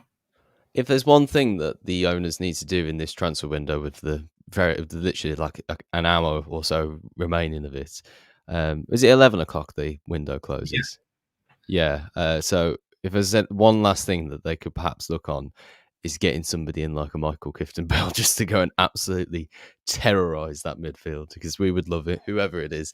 Does he put in a hard challenge? Yes, right. You could do with us, mate. You can absolutely murder people. Speaking of big tackles, I'm seeing on Twitter right now, I'm just looking to see if there's any news breaking or anything. And Jude Bellingham has just don't say the word. Don't say the word. I won't. But he's just putting a massive tackle on Mason Greenwood, and said some fruity flavoured words after. Can't say that word on YouTube. What a guy! What a guy! He's still. I watch him, and I think a lot of us fans do. Like, that guy's going to win a Ballon d'Or, and I just imagine if there's someone else in our academy, or we can inspire the next Jude Bellingham to come up through and start playing that'd be awesome. So I think what I think the owners have got, actually, I think they're using the American style. So if you think of any American sport, like baseball, American football, basketball, whatever other terrible sports they play, they have a team for a city. You have New York Red Sox, or I'm going to mess myself up here, or the Lakers or something. They're all, Los Angeles have a team, New York have a team, Miami have a team. And I think that's what they want to build at Birmingham, is there should only be one team, and there is only one team in Birmingham for people to support. But because Birmingham hasn't been that number one team, or that industrious in terms of bringing the youth in, we've lost probably a whole generation of fans where they're not being inspired from that youth. And I think bringing that back in is like going into the schools and doing talks, giving out gifts to the kids, making it more accessible for kids to come in. I think they're trying to make Birmingham, and this is why they keep saying it, as Birmingham as a whole. You think of it as like Philadelphia have a team, and Texas have it. Like, Texas is massive, but they'll have their own teams. But that's what I think they want. Birmingham, we carry the name in the city. They want Birmingham to essentially have one team, and it should be the first thing on everybody's minds when they think Birmingham. No, 100%. Because I mean, like, talking about going into schools and, you know, giving great things and everything that the Blues are doing to the kids, you know, and making them aware of it. The Blues, when I was younger, never did anything in my school or anything. Literally never. It was either, well, West Brom always used to come into my school and give us talks on the bollocks they did. Baggy Bird always used to come in as well. He used to drive me up the wall. and Villa did a couple, and I remember Wolves did one once. But literally, Blues did nothing. Honestly, nothing. And my school was probably just outside of Birmingham. You probably could say it was Halesowen, but even still, it's not that far out of Birmingham, and you know that the large majority of the city have a big Birmingham City fan population. So really, that I think they're showing that now with being in the city and trying to get people to be interested in the club, and that's great because I know a kid like me from being literally the only one of a handful of Blues fans when I was a kid. Coming into the school and seeing Bo Brummie and everything, it's been fantastic. And I I despise those assemblies when I walk in and see somebody in a West Brom tracksuit. Oh God, it's one of these assemblies again. Yeah, baggy birds coming in. Yeah, just sitting at the back, just with my hands slumped on like that. I feel like they always thought I was a right miserable bird because it's just like I'm a Blues fan. I don't support the Albion. Go away, baggy bird. But that's what I think. I think that's what they're trying to bring in is that, and I think that's how we know they're here for the long haul. They're not trying to inspire people to come right now necessarily. They're trying to build for the future generations. Their ideas are more advanced than this season. We need to do this, which I think we've, as a mentality, as a club and a fan base, we've got so used to with the poor owners we've had. Just I know, yeah. We need to survive this year, and then we'll worry about next year. Instead, they're thinking, well, no, in 5 years' time, we're going to have this. We're going to be doing this. We're going to have this many fans. We're going to be able to spend this much money, and this is the plan. We're going to be able to build this or do this or move here. Yeah. What they're doing, I think, in my opinion, is they're making steps to make us into a respectable football club as well, not just a brand or anything. But people they've got in like Gary Cook, he's just been about the block so many times. And this is the thing, like, we're such a sort of I can't think of the word of actually how to describe us, but like there's such a strong element when you become a Blues fan. It's not like any other football club, and you can get like passing fans of any club really. But I've never come across a Blues fan who isn't just like absolutely proper. Honestly, they're not like a floating one, unless they're from, I don't know. In the very rare cases, they're from outside the city or don't have any relations to the club or anything. Because I'm looking through the comments on this, and it just reminds me like how much of a proper fan base we are. We're talking about some of the older generations in the chat are talking about Trevor Francis, Frank Worthington as well. Tony was talking about it earlier, but also Bobby is just saying Olivier Capo and Gronchiar as well, who are just like, they weren't even that great players for us, really. And I don't get me wrong, I loved Olivier Capo. I thought he was absolutely perfect, but he was just like, he just wasn't a Blues legend when you compare him to other people. But the fact that you do think of those players, like that's what a proper fan base is. And when you tap into that, into a new generation, into a different generation who you don't know what their future is going to look like, because we're in such an age nowadays where it could just be anything, really. I'm outside the city, but I die for this club. Do you have do you have like family relations though as well? Because I know loads of people who weren't born in Birmingham, and this is the same as me. I'm Worcestershire, so I'm an hour away from the club. I still come to all the things. Do I have any family that support the Blues? No, not at all. I was bought through from Kids for a Quid, essentially sold me to this club. I was bought from £1. Yeah, that's right. No, well, the club has been bought for £1 before, actually. Yeah, I grew up a Liverpool fan because my uncles, and it was actually attending that first game with one of my good friends' dad paid for me to go with Kids for a Quid for them, and it was that turning up at the ground, and I was like, oh, that's it. And we won. I met Bo Brummie. I had my first shirt. That was it from that moment. And the amount of stuff I've done, I've been a season ticket holder now for I think 17 years this year. It's fair play then, yeah. Like it's just stayed. Like we've attended games. Some of the seasons we haven't been able to be season ticket holders or whatever, and we've done away games, home games, whatever we can, and it's you do everything. But we never used to. We used to have Kidderminster Harriers come into our schools and run camps and stuff like that. we never had anything like that. But if I can only imagine, like the team down the road have been absolutely filling all of the schools Mm. with That everything for yeah. so long. The thing is, like with the Villa, though, they just seem to have always had that in their philosophy. I think it's taken the owners at our clubs to really learn that sort of trade. It's as if like people are like, well, they don't want to see Blues in their schools, you know, because everybody supports Villa. But it's also like, yeah, no, though, because I used to go to school with kids who all supported Villa and West Brom and United and everything, but their dads were Blues fans, you know, and you know, obviously my dad did a good impression with me and keeping me a Blues fan, and Jack as well, and everybody.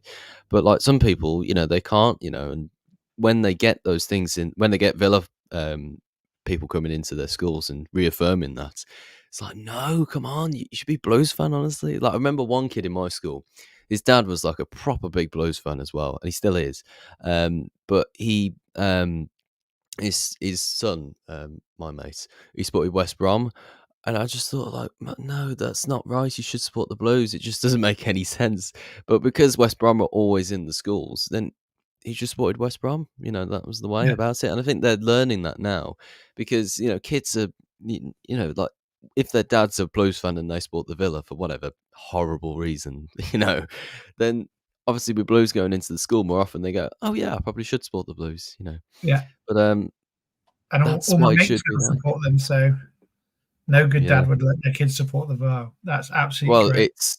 yeah, I agree, and I think you've failed as a dad. That's why I'm a bit worried with, I live outside of Birmingham at the moment, although I would like to move back to Birmingham pretty soon, but I live up north, for family reasons, you know, I don't wanna go into it really.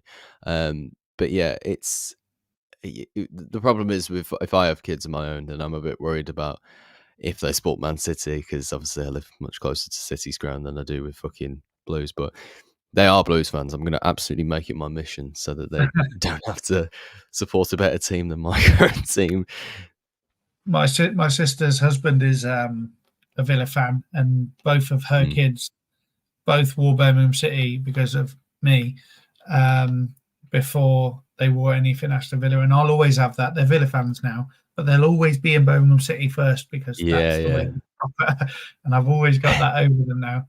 Um, but that was something, and inspiring that next generation is so important.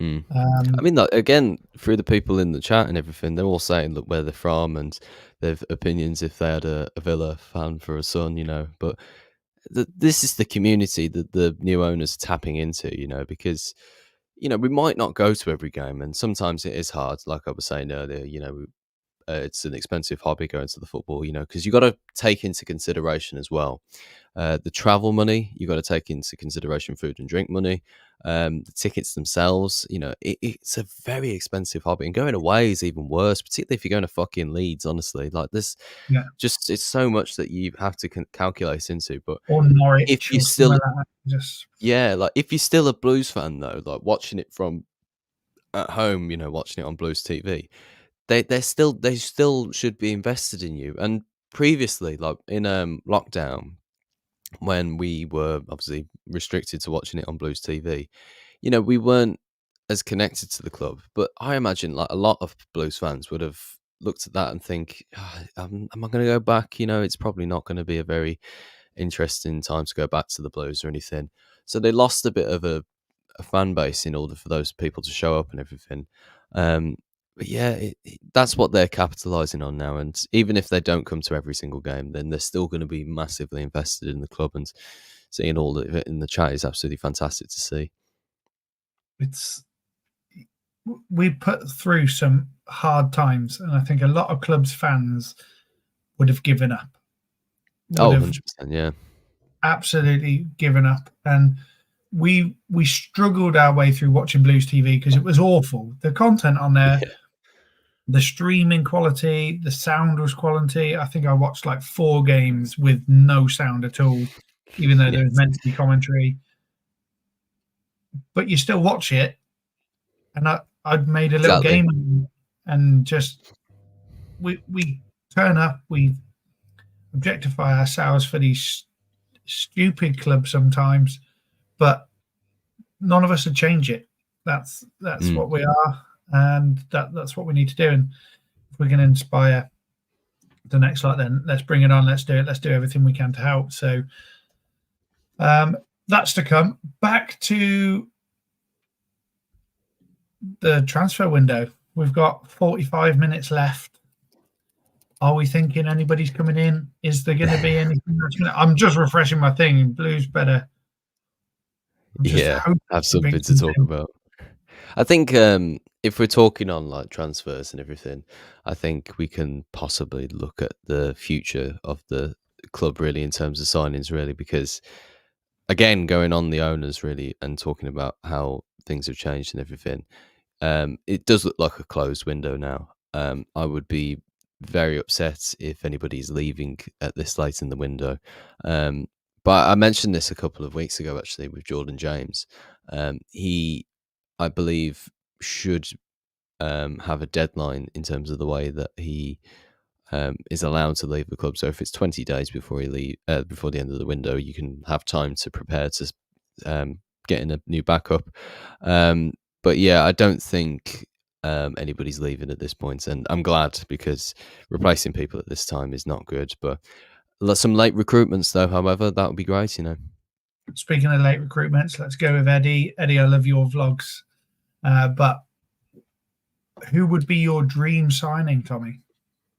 My dream signing, I would say, well, actually, I've got two categories for this. So realistically, somebody we could perhaps go for late on in the window, perhaps someone like Matthias Sarkic.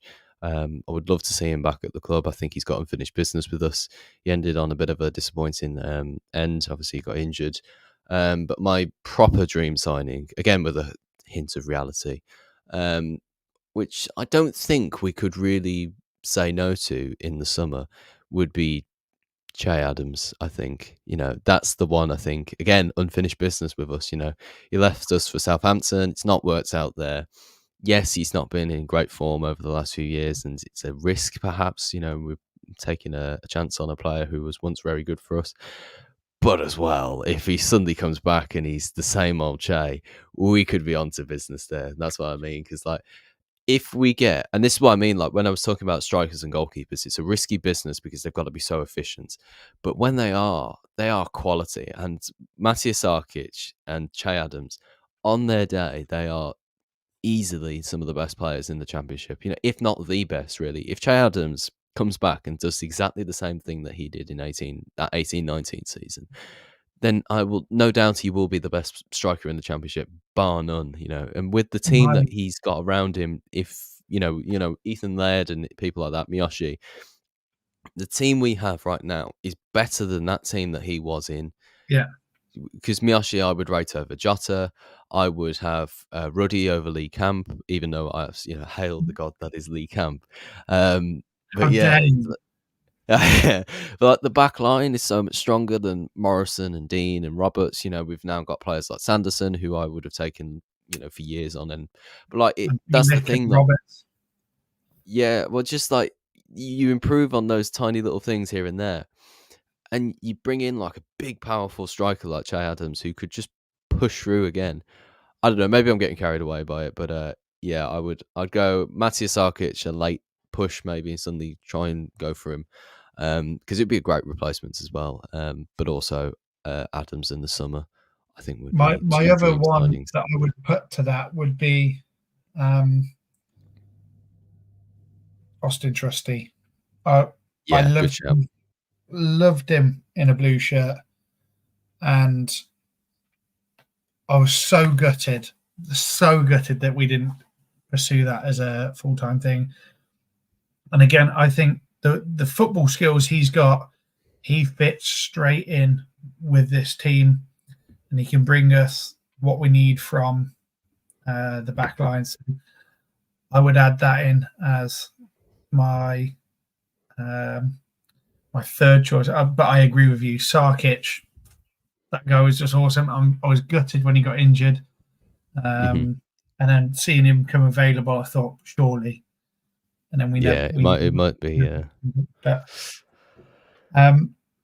yeah, that was probably the hard thing for me, was seeing players like that then not come back.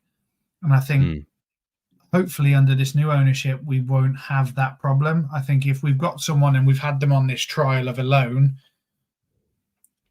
why not see if we can buy them, someone like Drame or Stansfield or something.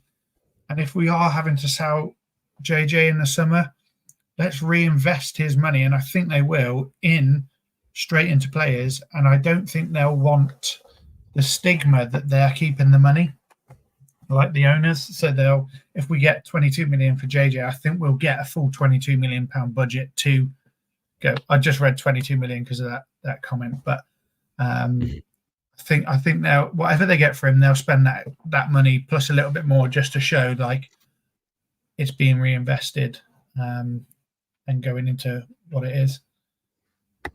Yeah, definitely. This is a interesting one. Does it give us room to go for Stansfield in the summer? I think generally the way this business works is if we would go for Stansfield in the summer, I think they've already made it clear that's what we want. Mm-hmm. And I think they'd be stupid not to. I think the fans tag them in enough posts saying, "Oh, he's crap. You don't want him back. He's failing at Birmingham," all this sort of stuff, trying to do our bit. But if you're Craig Gardner, you're not absolutely letting anybody else go for him. I know he's not long signed a new deal just before he came to us, but you have to go to them and say, early doors, and say, we're buying him in the summer. Let us know price. Let's get everything pre-agreed now, sort of thing. Yeah. And for me personally, I'd love that to be a day one of the transfer window. Right, we've announced transfer. Bang, there you go. Yeah, it'd be a great start to the window. Because yeah, I think they'd want to start with a bang. Like every home game now, we start with a bang. I think they'd want to come in and go, look, here's our intent. Bang, there you go. 8 players out of contract today, or 12 players out of contract today. Here's Stansfield. Does him sign in? Does Fulham sign in? Broya allow that more space? Do you think they're preparing for that? Yeah, I imagine so. I think they can go for better choices as well. Nothing on Stansfield or anything, but I think as a Premier League team, they can avoid taking a risk on him and go for somebody who would want to play in the Premier League or is in the Premier League already. Yeah, I don't know. It's interesting, isn't it? I think, I mean, some people are saying that we wouldn't be able to afford Stansfield, but I don't know. It depends how much they ask him for, really, because obviously they're a Premier League team, so they could, ask for anything, really. It's up to them. It's down to them what they want for him. But I imagine if it was 5 million, depending on what they're going to spend in the summer, I don't think they would. I don't think they would be against it, really. What were they looking they might try it. Ipswich Town were offering 4 million, weren't they, or something like that? There's no way. There's more than that. There's no doubt we could afford that. That's the thing. I think we can. We could push for that. If push came to shove and everything. I don't know. It's also whether do we want to have him for another season. I would, but if they've got other plans for bigger players lined up and everything, then who knows? Let's bring Callum in. We'll see what Callum's thoughts are at the moment with 37 minutes of the window left. Hi, Callum. You okay? How you doing, Kay? I'm good. How are you? Yeah, not too bad. Thank you. Not too bad. Expecting anything last minute? What are your thoughts? I don't know. I mean, last window, we brought in Ollie Burke at the death. So, you can't rule anything out just yet. But I think it seems like it's gone a bit dead. I'm unsure. I mean, there was Ruddy's injured now, isn't he? Yeah. So there's a bit of a concern about a new keeper. Everyone wants Tickle from Wigan. But yeah, nothing's really came out tonight, has it? No, I've been on this stream. I've been refreshing. I've been looking at the comments, hoping someone's going to pop up and go, "Oh, this is looking right," but nothing seems to be moving. We can just hope that it's all action behind doors, and then that between 11 and 11:30 30, we're just going to be like, oh, we've got so and so and so and so, because it's. Yeah.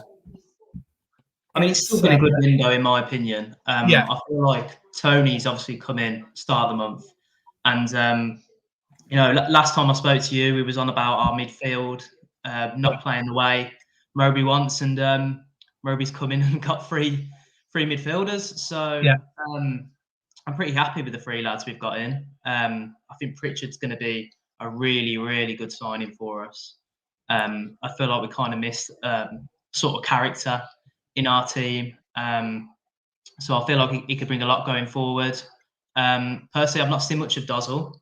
I've heard a bit of mixed things from QPR fans, but it's clear from his background that he does have some talent. So he should be interesting. And same goes with Sunko. You know, not personally don't watch the K League, but seen that goal against Brazil, and you know, he looks quality from all the highlights I've watched of him. I've watched highlights of all three. Pritchard, obviously, I'm the most aware of, but watch highlights of all three, and just obviously they're highlights, but they're all bringing three different areas to the midfield that we don't necessarily have in abundance right now. They could all, Pritchard and Paxton Ho can both shoot from outside the box. And I think that's where we've got Jordan James at the moment, is probably the only player that's, and Bakuna on 1 in every 40. Bakuna's success rate's a bit 1 in 40. We know he likes to shot outside the box. Yeah. But for me, we've got those players that are going to be going in the box now. However, I think if you are looking at scoring goals from all sorts of areas, which you need to do to progress, you need to be able to have that Gerrard-esque, Lampard-esque player that most of their time is pass it, turn it, move it, pass it, turn it, move it, pass it, turn it, move it, find the space. And then occasionally they'll be like, right, I've got a room to shoot, because the defence then sit off it, because they're passing, turning, moving all the time. The defence will sit off, and then they've got that option to then take the ball and have a shot. I don't think we've had someone that is really an outside-the-box shooter for a long time. No. Someone like the Seb Larsons or the Fahey's, where you want them to shoot.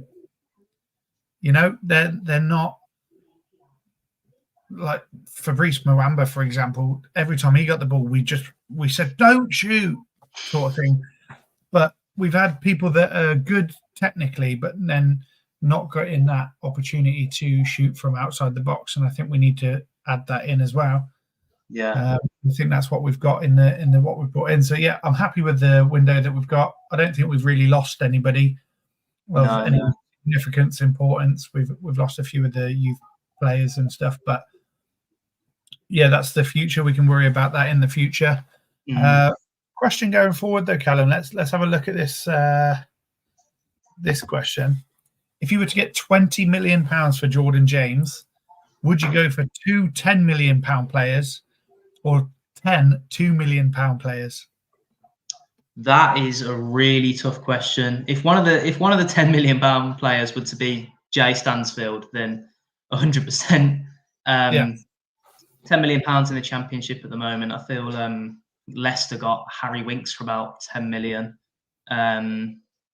I think I would go with the 10 million, just because I feel like we need quality, and if we want to get higher up in the league, we need those quality players, and that's what they cost. I mean, for years now, we've been getting players on a free or on a small fee, and obviously sometimes that works out pretty well. Obviously, the past window, like Ethan Laird under £1 million. Yeah. Despite the injury, proper great signing. Pritchard under him. Pritchard for 100k around. Pounds, isn't it, touted? I know he's 30 years old, but you know, he's got experience. He done really well for Sunderland last season when they were in they got to the playoffs, and obviously he got them up as well. So, but yeah, I feel like to really advance in the Championship, you need to spend the money. Unfortunately, that's what the teams do that are above us, and you know, we need to start doing it. Oh, I've just read a tweet. I got really excited then. It says goalkeeper, and then I got excited. Someone's tweeted it from 2013 saying Darren Randolph has agreed to join Blues. I just saw goalkeeper 2-year deal. I was like, oh, here we go. False alarm. You never know. You never know. We've still got half an hour and more than half an hour for our knowledge from our side. So personally, with this, I would not choose 10 million. I would choose 2 million players if this is my only options. For me, I would go 110 and 2 5s and try and split it that way and bring 2 fairly decent qualities, maybe from a club like Liverpool, Chelsea, Tottenham, that top end club where they're not ever going to break into the thing like we had with Chong or Hannibal. Yeah, like if we bought Hannibal, the quality's still there with those players. Like they've come through those, massive academies. I think if we had bought Hannibal at the start of last season, he wouldn't have been worth 20 million. No. They got for him. It's quite easy to say with hindsight because obviously he's not. He didn't break into the United team. I mean, he did score a cracking goal, but he's gone to Sevilla now, and the manager's come out and said he's not going to play him at the moment. Yeah, I don't know what that's about, but he's a bit of a character though. So, but like you said, he wouldn't have been worth that if we splashed out that money at the end of last season. So you are right in that there is a risk that comes with that. Because you think you could have got Trusty, you could have got Jay Stansfield. You could you sit there and go, oh yeah, I'll buy them after the seasons they've had at Blues. We seem to turn other people's players into gold. And we just need to work out how to do that with our own players. Like Dave said here, hopefully Chang, Hall, Donovan, Fogarty get some game time. We can do that with those. Yeah. We like Alfie Chang, love him. I think he's awesome.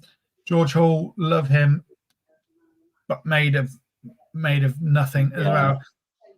Personally, I would have took the money from Leeds when they were offering money for him last season because he plays 3 games a season. He plays them really well. Don't get me wrong, but it's it doesn't ever end up well for us when we're raising our own players, and hopefully we can start doing this. And I think Dixon is the only other name I'd add to that as well. I think we're as fans we really want to see him given a go. From what we've heard from him in the under-21s, scoring goals for fun. I thought maybe the cup games was probably a good opportunity to have given him a go. But Mowbray said he wanted to create a winning mentality, and I think that's where that came from. I think what we'll do is if we get to a point where we're safe on points, I think that's when Mowbray then will go, okay, let's see what you can do. Give them spend 60% of the game going for the win like we normally would, and then the last 30 minutes give people like him a chance of show me you got 30 minutes, let's go. Obviously same with Donovan and then Hall when he's back. Because obviously Donovan so far he's shown real good glimpses when he's come off the bench, and the one game he started, I think it was the first game against Hull, wasn't it? Yeah, that whole game, he was just everywhere. He was linking up with people. He was putting in big tackles. He was raring up the crowd of 23 or whatever we were. There wasn't many fans there, but he put all of his effort in. Yeah, he looks like a grafter. I really want to see more of him. Obviously the same with Hall, but like you said, you see a glimpse of Hall and then he's injured. So you're like, oh my god, I forgot how good this guy is. Like he's going to be the next big thing. Blah blah blah blah. Next thing you know, George Hall injured in training. Then he gets injured and then he gets back. George Hall now training with the first team. Blah blah blah. George Hall re-injured. You're like, So I've got a question for you. I don't know, you guys probably have touched on it prior to me coming on, but with the Blackburn lad, Wharton going for 22 million, how much is JJ worth? Because I've not watched Blackburn week in, week out. I've seen glimpses of Wharton. He's a good player, but 22 mil is is ridiculous, in my opinion. I think Wharton is a slightly all-round better player. Mm. But 22 million. I'd then be putting JJ at 18 to 20 million sort of thing. You know, we were going to let him go for 5, weren't we? Start the window. That's madness. The basis we're building players off, then from me, he's not that far behind. He's more experienced in terms of adult games. He's more caps for his country. For me, that's you go for JJ in those aspects. But in terms of like the actual physical player, from what I've seen, I think he's a little bit better. But 18 to 20 million, not 4 or 5 million that was touted at the beginning of the thing. Yeah. I think even then I would have been like, no, 12 million I would have been expecting sort of heads to be turned sort of thing where they'll be paying attention to it. But if he's selling for 22, we're looking at 18 to 20 for JJ as exactly. minimum. The problem is you get rid of JJ and take some money for him, you've got to replace him. He's one of our highest goal contributors in terms of scoring and assisting. Yeah, he's really like turned his game around this season. So prior to this season, whenever he's played, I didn't really think that much of him, just because it was mainly due to where he was playing. He was playing a bit deeper, and I didn't think he's obviously not a small lad, but I think his physicality kind of let him a bit down, and you know, his tackling.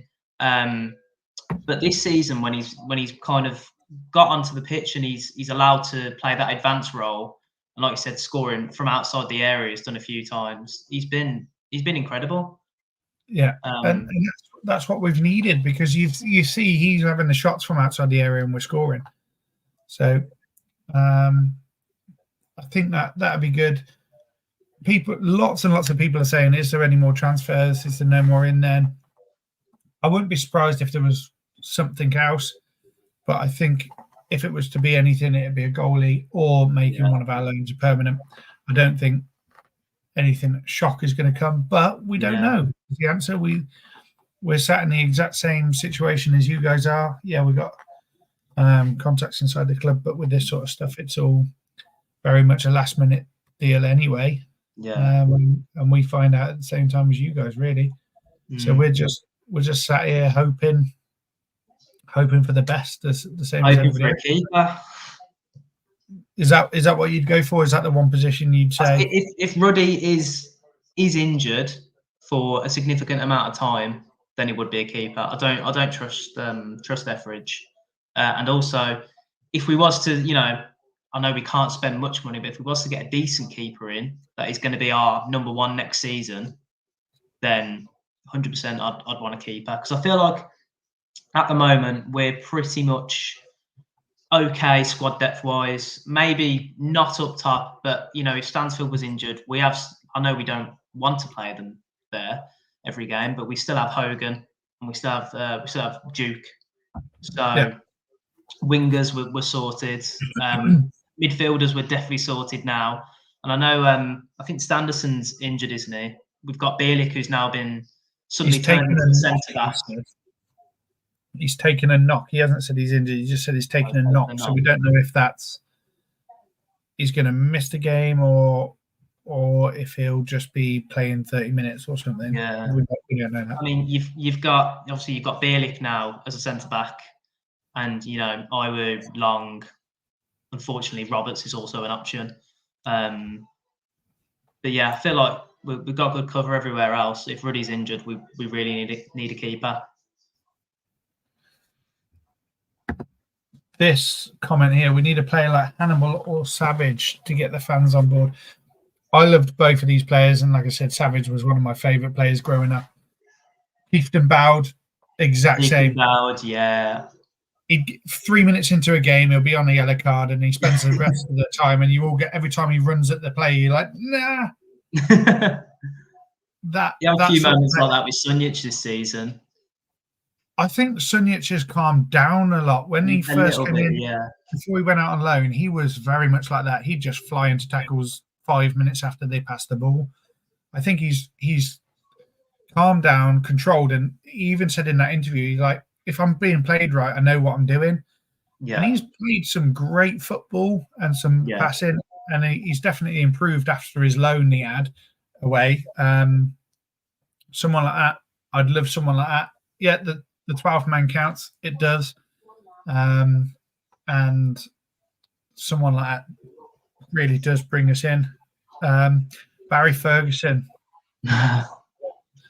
Again, great player. Gets stuck in, tackle someone, stand up, and then call them every name under the sun anyway, or tell them to drag them up and stuff like that. I love those sort of players, though. I feel like you need those sort of like personalities in football to make a good team.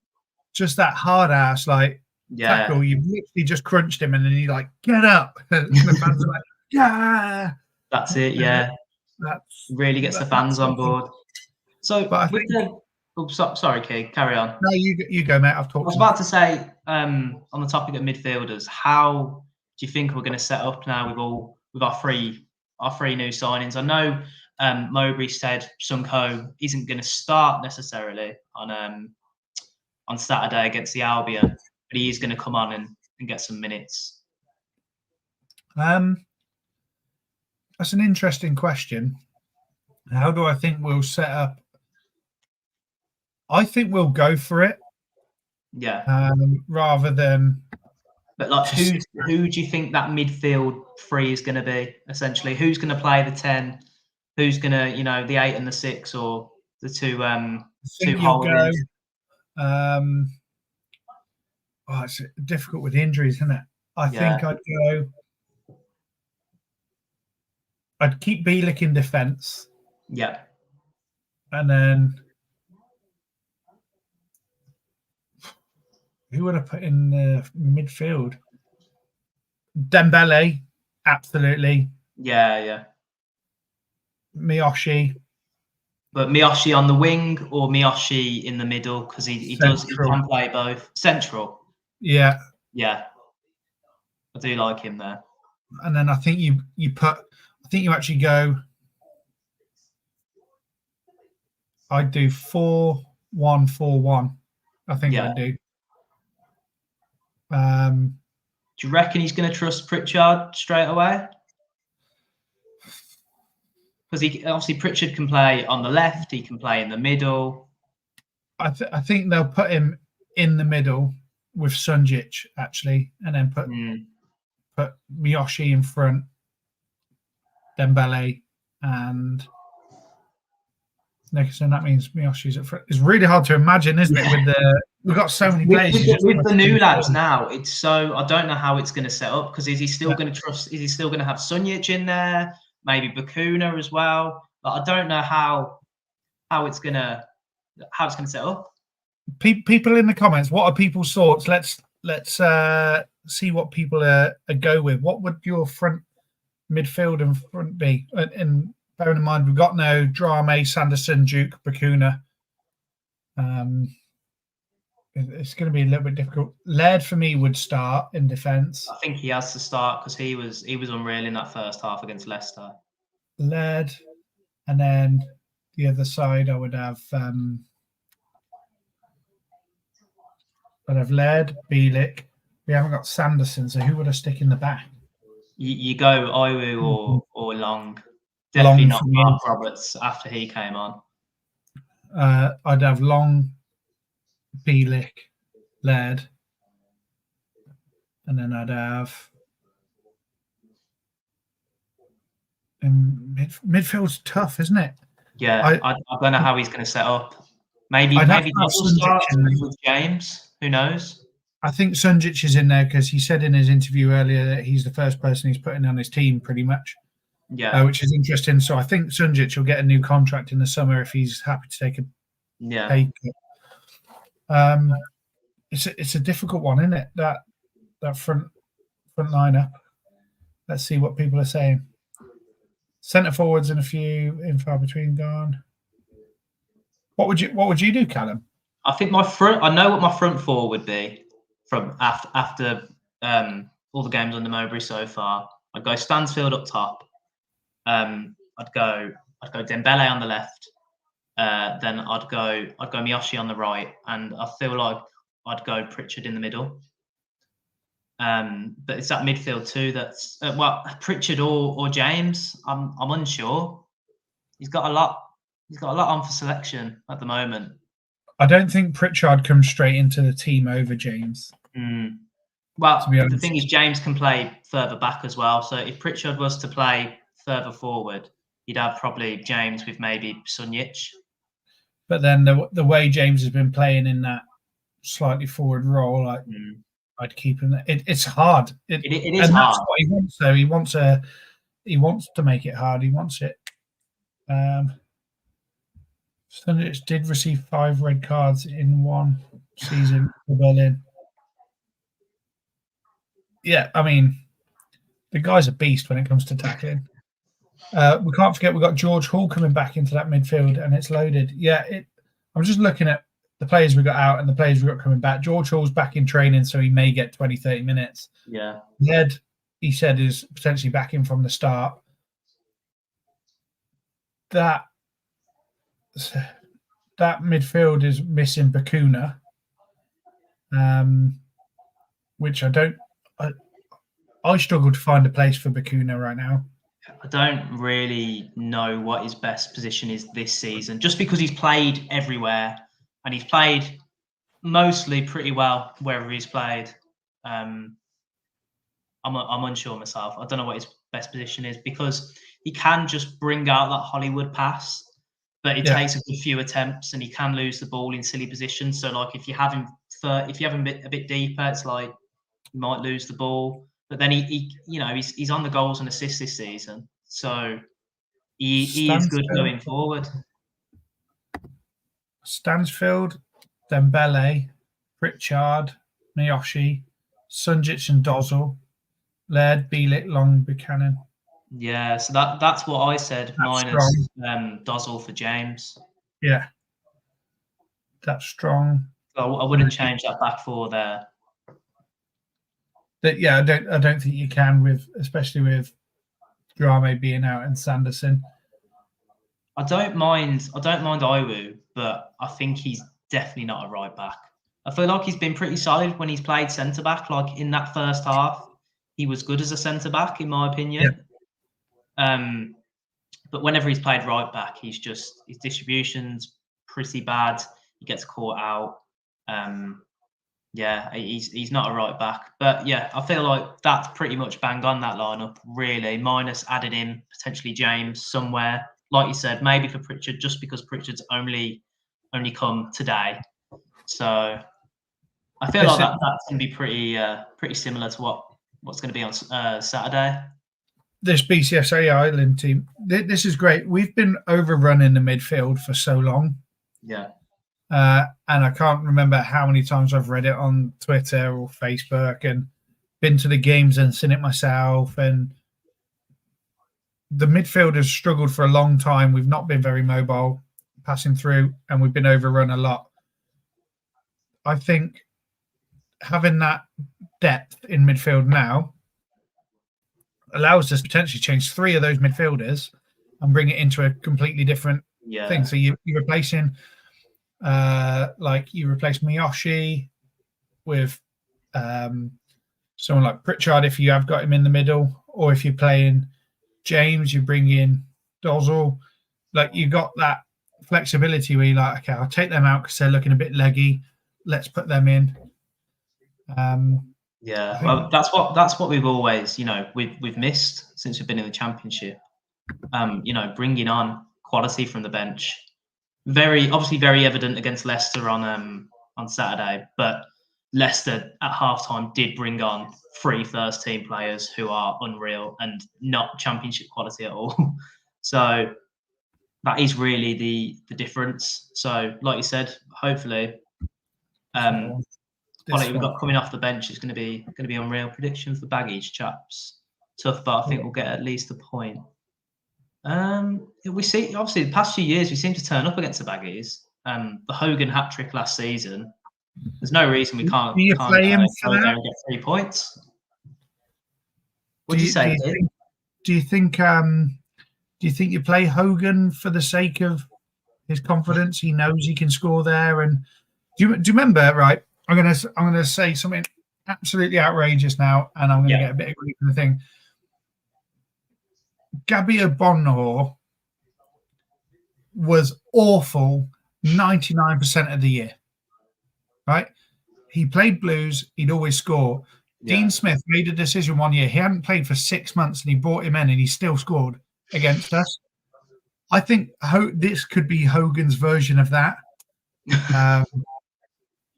where it's not ridiculous to say. It's not. It's not ridiculous. We know he can score goals. Yeah. He's just been so frustrating to watch when he's been given the opportunity this season. But you never know, mate. Maybe that's what Mowbray's got up his sleeve. Maybe it's a case of Hogan up top and then Stansfield on the wing. Twitter is absolutely going crazy with this right now. Oh, I've not seen this. Someone's hearing Bernard's son has signed a contract. No, not again. I don't know about this. Obviously, I've been live on this stream. I'm just seeing. I've not seen this when I checked Twitter before I came on. Trying to have a look now. We're all searching. Does anybody know any more about this? We are live. I can't see anything on my. I've just tried to search it on Twitter. I can't see anything. People are saying there's an announcement imminent.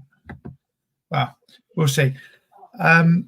My prediction for West Brom, I'm going to go a 2-1 win to Blues.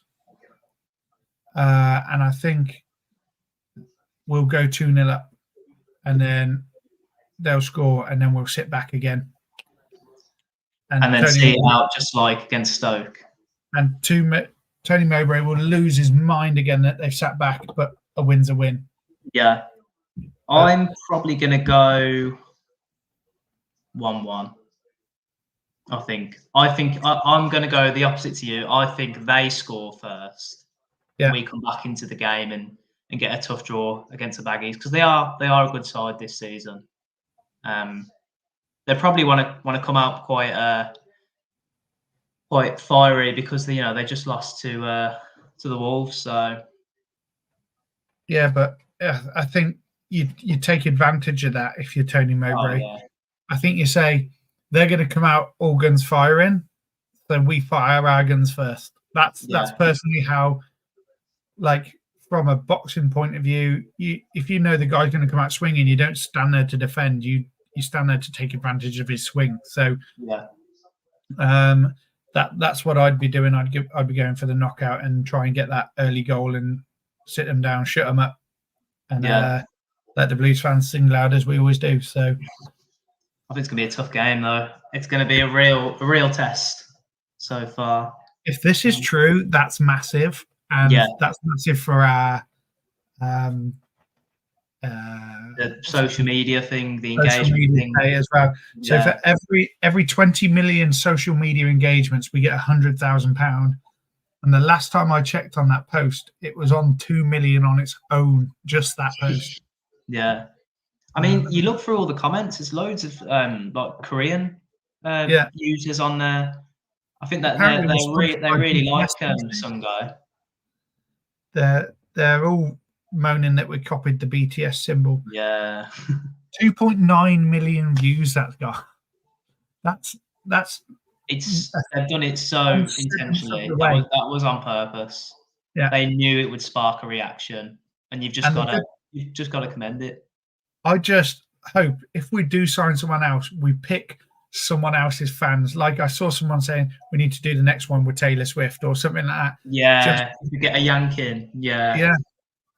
Just because it'd be hilarious, and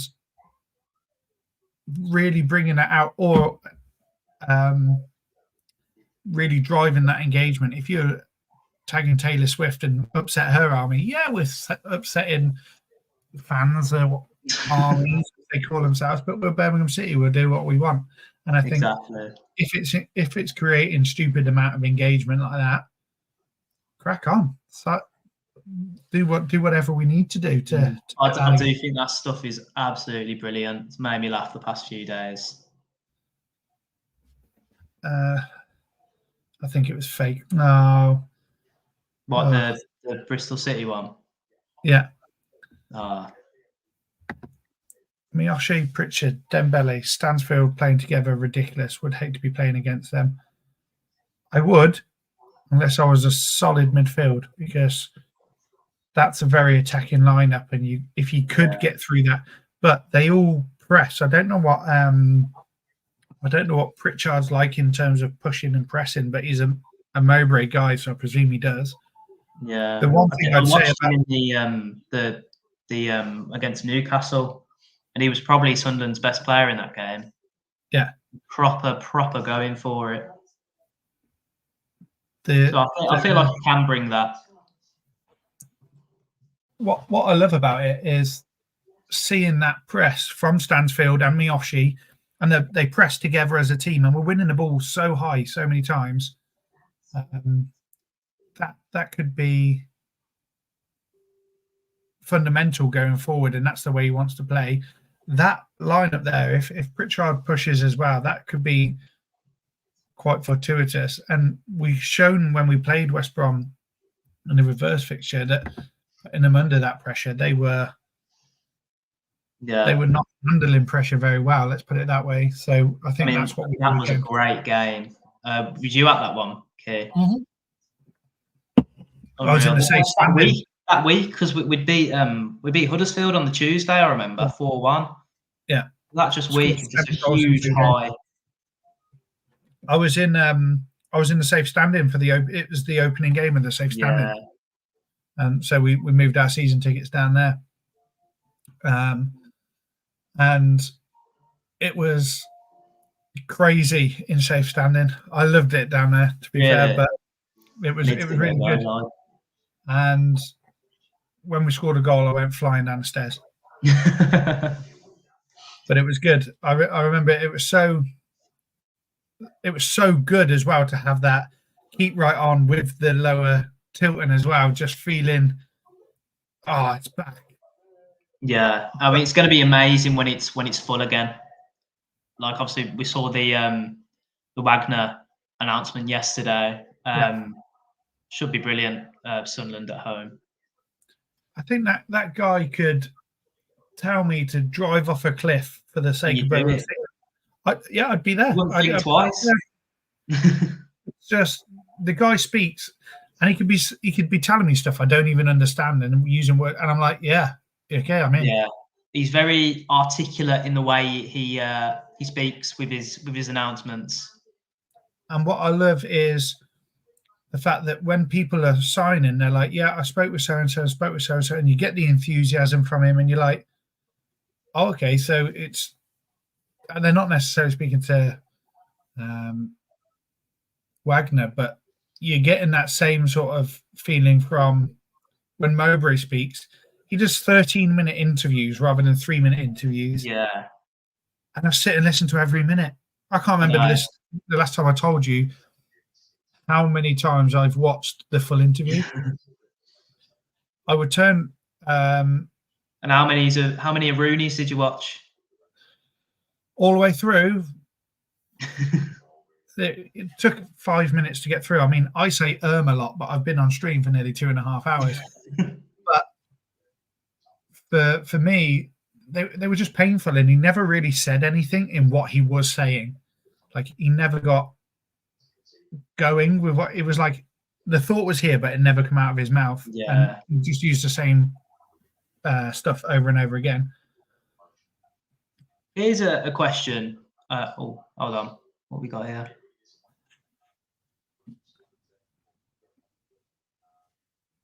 Come on, is something going on? Yeah, there'll be something. 1 minute. 1 minute to go. Surely. Go on, what was your question? I was just saying, on the topic of Rooney, do you reckon any of our players have come out of the other side a little bit better? Because the majority of them obviously face planted, but I would argue he maybe made JJ play a little bit better by giving him that advanced role. Yeah, and I think maybe giving him the confidence, but then I think what he actually did is just play JJ in his Wales role. Yeah. If you want my honest opinion, you're playing for Wales and you're playing like that, come and play for us, and then give him that chance, and there he is. I've just seen that Dwight Gale's terminated his contract at Stoke. And people are like, do not. Dwight Gale, eh? Would you take Dwight Gale? I don't know. That's a good player back in the day, especially in the Championship. That's a bit of a backwards signing, I reckon. I need to check Twitter.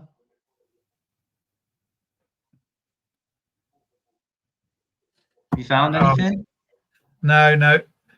Yes, BCFC Fan TV, the January transfer window is shut, but still happens for about the next 40 minutes. They just needed to get the paperwork in the last, by that time. My TV's just turned off and I don't know where my remote is. To see deadline day, to see what was going on. Yeah, because Burke in the last window, that was like about midnight, wasn't it? That came out. Yeah, I'd actually just got it all set, ready to go. Okay, I'm happy with that. And then it was like Burke and I was like, what? I think my brother texted me saying, we've done someone else. And then we signed him, and I wish I'd gone to bed and it never happened. Mate, I don't know. To be honest, I was when that got announced, I was quite positive because I had actually watched him for Millwall before, and I thought he was okay. Yeah. And then for us, he's just he can't control a football properly. He can't pass a football.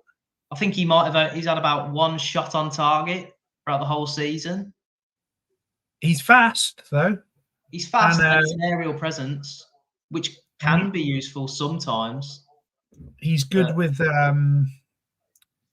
he's good on TikTok with his missus. He's great on TikTok. I saw a little tweet that was quite funny. There was a TikTok of Sung Ho dancing with some, I don't know if it was some like K-pop star. Yeah. And someone was like, we need that Ollie Burke, Sung Ho TikTok collaboration. Crossover. Yeah. Oh God, can you imagine? That had just shut down Twitter. That would. Oh, I do really hope we do get a keeper in though. If something was to come out. Wish we got that Zariki in summer. I don't know who that is. Zariki Dembele. Zariki Dembele. I do remember the name being linked with him.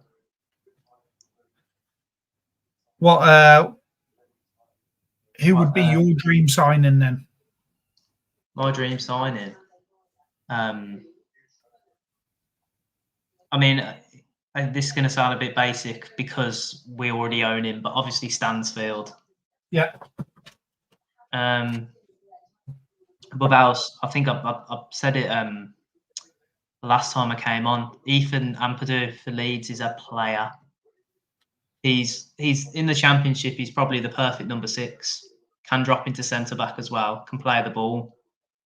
So I'd go Ethan Ampadu, but that is not going to happen because he will go up with Leeds at the end of this season. I feel like Leeds are either going to climb into second, overtake Ipswich, or they're going to win the playoffs. Between them and Southampton, it's going to be really, really close coming to the end of the season. Norwich have just signed a player from Bongolo. I don't even know where that is. That sounds made up.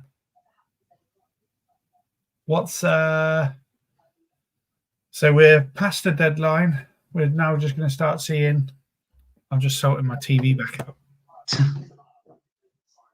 So seeing what's actually been put through rather than that. We can add Josh in.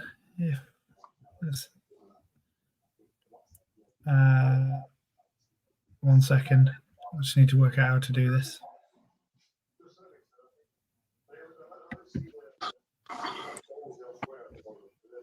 right, gents. Hang on.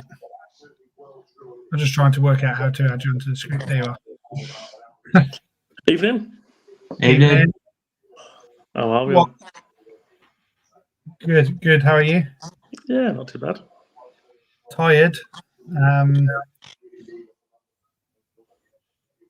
Tired. It's been nearly 3 hours now, but It's been a bit of a quiet night, hasn't it? it has. But we're hoping for something maybe to come in the last few minutes. Have you seen anything whilst you've been sat doing nothing? To be fair, as long as paperwork's in by 11 p.m. to the FA, they can announce it in the morning. So I won't be surprised if we're not expecting like a 11:30 announcement. If we have also registered John Ruddy as injured, I know where did I see that we can have a emergency loan for another goalkeeper. Yeah. Which is interesting. So it's not the end of the world then. You are. So with that, it's not the end of the world if Ruddy's injured. It's just if we were to get someone before the deadline, it's got to be someone who's most likely going to be number one next season. It's got to be that Wigan keeper, hasn't it? Yeah, they need money.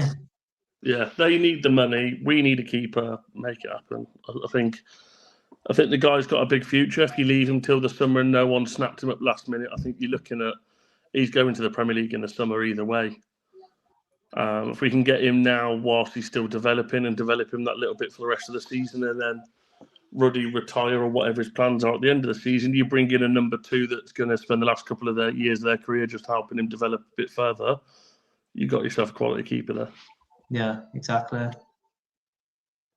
It's I think watching him again in that Man United game. Oh, Justin, what is this? Oh, Eric Ten Hag. Watching him in that Man United game, he was unreal. He kept them in that game and made some great saves against some great players. And I remember watching that and going, "Oh, he looks good." I'd rather the thing him that over. I'm curious about, I don't know if any of you boys know it, but what time does Italy's transfer window close? I thought that was a bit earlier. I don't know what it is. I saw something this morning that it said 7 p.m. Or is that early? I didn't go and check it. It might not be. So I'm just thinking if we've managed to keep JJ, that is massive. Yeah. Because then if he does end up going in the summer, we're going to get a good fee for him. Yeah, that's what I mean. He's got now the rest of the season to focus on Blues. Even if Mowbray says to him that, look, in the summer we're gonna sell you, that's fine. You've now got the rest of the season to prove yourself to a big team. Like there was Prem teams coming in from you. Prove yourself to a big team, and you get your boyhood club a lot more money. That Warburton or whatever his name is, that went to Crystal Palace for 20 million. If he's going for 20 million, JJ's easily on the same price tag as that. That's what I said. Like I hadn't watched much of Wharton, seen glimpses, but yeah, from what we've seen of JJ this season, unreal. The only thing I know about that Wharton is I read some earlier that JJ's had more senior championship caps.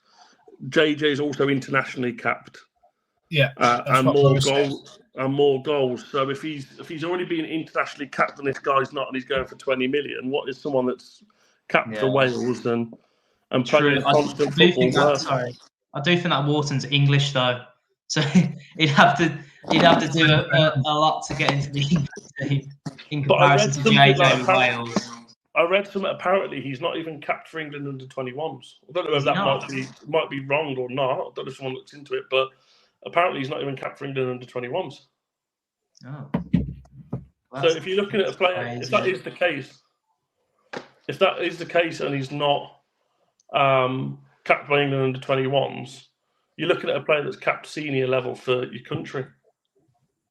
Yeah, that we just need to maximise that value because, like I said to Key earlier on, the fact we was even considering the initial offers from Atalanta, just unreal. Like 5 million, 8 million with add-ons or something daft like that. Like he's worth way more.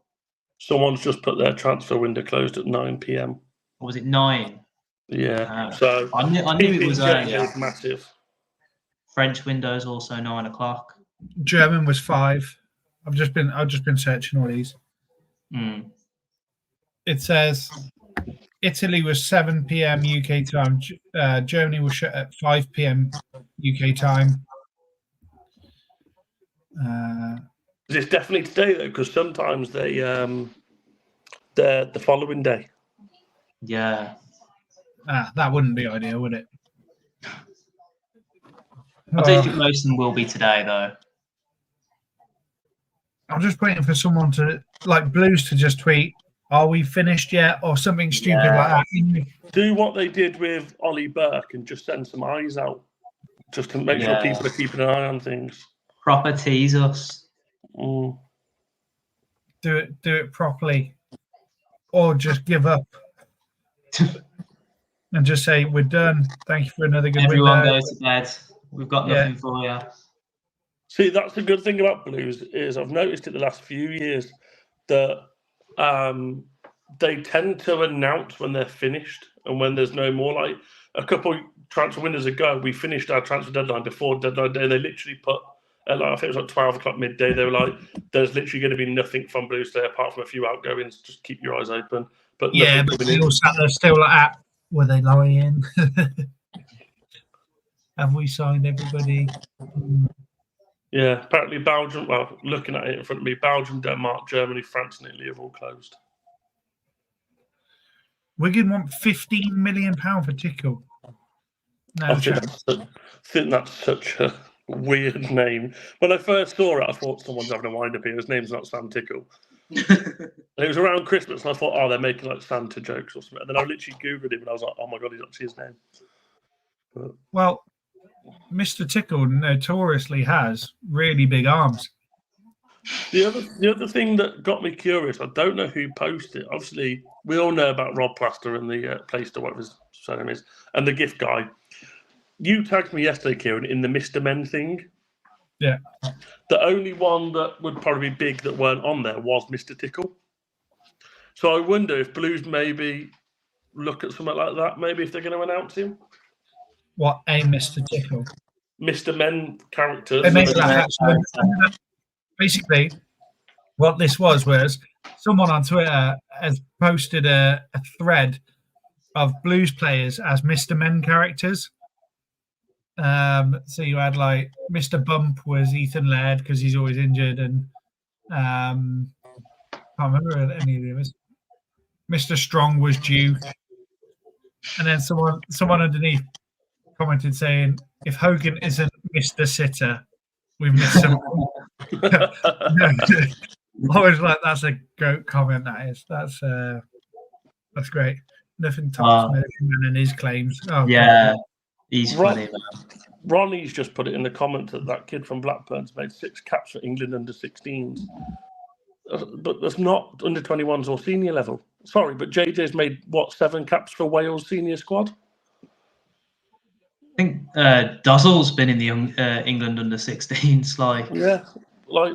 I think if you're not in under 21s or senior squad at that point, I think you need to seriously have a look that there's no way JJ goes for 5 million and he's going for 15 million, 20 million, whatever he's gone for.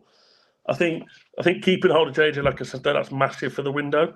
That's probably one of the biggest things we've done. Oh, he meant the under 19s. Oh, well, still not under 21s or senior squad. But it's still massive. I think that could be just as big as a new signing. Keeping someone like JJ, he's a Blues fan at heart, and he's going to push on. You see the passion when he scores and when he plays every game. I said to Kieran, though, the last game when we went to, I think it might have been Hull, and I said he just didn't look like he put much effort in that game, like he was trying not to get injured. So maybe something might have been close, but obviously keeping him now is going to be massive. I'm assuming as well the Keshi Anderson, that I don't know if you spoke about it already. I'm assuming Keshi Anderson's not going out on loan, like I may have heard. No, not as far as we know, but we're all finding out. Someone's just put emergency loan for De Gea would be hilarious. You wouldn't even need to emergency loan it. You could literally just give him a 6-month contract. He's not signed to a club. I mean, Could we? If he took Laird. a 80% pay cut, then Agent yes. Laird on the phone. Get him on the phone now. But look, Uncle he's not Tone on the playing. phone. He's not playing football at the minute, and he hasn't got a club. So does that mean he's not getting paid at all? Yeah. Yeah. So at the moment, you're taking 15k for 6 months just to put some money in your pocket, don't you? But It depends that how well would he's be- invested his money over the years, though. That would be seen. He was on to massive imagine money. if he just enhance it. he was on like 250k a week, wasn't he? Yeah, One of crazy. the most expensive players in the Prem. It's a similar situation with Lingard as well. Yeah, he hasn't got a club, but he was last on 150k for Forest. But me and Keith spoke about this. He's trying to rejuvenate his career, and he needs a club, and he wants to just get back into football, like you said, like it's been. Who's that, Lingard? Yeah. Yeah, but he's going to Korea, isn't he? Publicly shown. Yeah, couldn't tell you, but he's going to take any pay that he can get just to get back into football and prove that he's worth it. If you're offering him 15k a week, he's going to take it, knowing that if he puts performances and shows that he's a changed player, someone in the Prem is going to come calling for him. But who was the old Nottingham Forest goalkeeper? They've just signed a new goalkeeper for $5 million. Who was their old goalkeeper? They had Dean Henderson. They signed from United. Yeah. And he then got injured, and they brought in that Keylor Navas on loan last year. Oh yeah. But I'm not sure who their keeper is this year. Is it Forest? Yeah. They have Matt Turner in that now from Arsenal. Yeah, one from Arsenal. Yeah. Yeah. They've just signed a £5 million goalkeeper. So we have to their guy. I wouldn't have him. Unfortunately, I know he's American, but I probably wouldn't take him. He's pants. I'd have Marek Rodak from Fulham. That is a keeper that if we brought him in, I've said it to Kieran before. I think we brought Marek Rodak in. He's solid at the back. Like he's not a leader. Like I won't put him as captain, but he leads from the back. Like he's very demanding of his box and he's in control of his defence. And he plays the style of player we want, and he's good with his feet and his hands. He's definitely a keeper I'd look at bringing in. He ain't going to get first team football at Fulham. Him and Sarkic. But Sarkic is playing every game, isn't he? But don't know. The only thing that's annoyed me today is I've been saying for the last 2 transfer windows we needed to bring Armand Broyer in on loan, and he's gone to Fulham. It's really annoyed me. Why didn't we go for him on loan? Because we've got Jay Stansfield and he's better. Yeah. They can keep him and we'll have Stansfield. How much do you reckon Broger's on a week on his Chelsea contract, though? About 90K. I don't know if he's on the same Chelsea contract he was on previous to Todd Bowley coming in, because he was at Southampton, wasn't it, Broger, on loan? Yeah. Yeah, I think he's on about 90k a week. I'd say he's probably at about 90 to 130k a week. Yeah.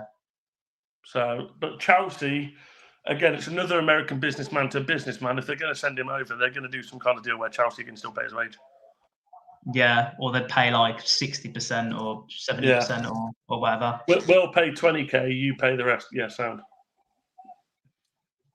But he'd have been a good player. Someone said, you know why Pritchard left Sunderland? I heard that they offered him a 1-year contract that was poor. It's also, I read the other day that apparently he's been very publicised to Sunderland, saying that he wasn't happy that the owner last year was trying to get rid of him as dead wood. Yeah. Trying to say that he was one of the players. Yes, he come up from League One and he helped, but he needed to move on, like they moved Lyndon Gooch on and some others. The owner basically tried to force him to leave. And then obviously when they offered him a contract, they offered him a pants one. So when they got the interest that some clubs were involved, he was like, I just want to go, get rid of me, don't care. You want to be gone in the summer, get rid of me now. So yeah. I mean, like really pushing the youth players, the young players at Sunderland, didn't they? Yeah. Pretty much their whole starting 11 are like under 23. I'm just waiting for this Blues post because, like this says, something's definitely happened. They're too quiet. They haven't announced it. They haven't said.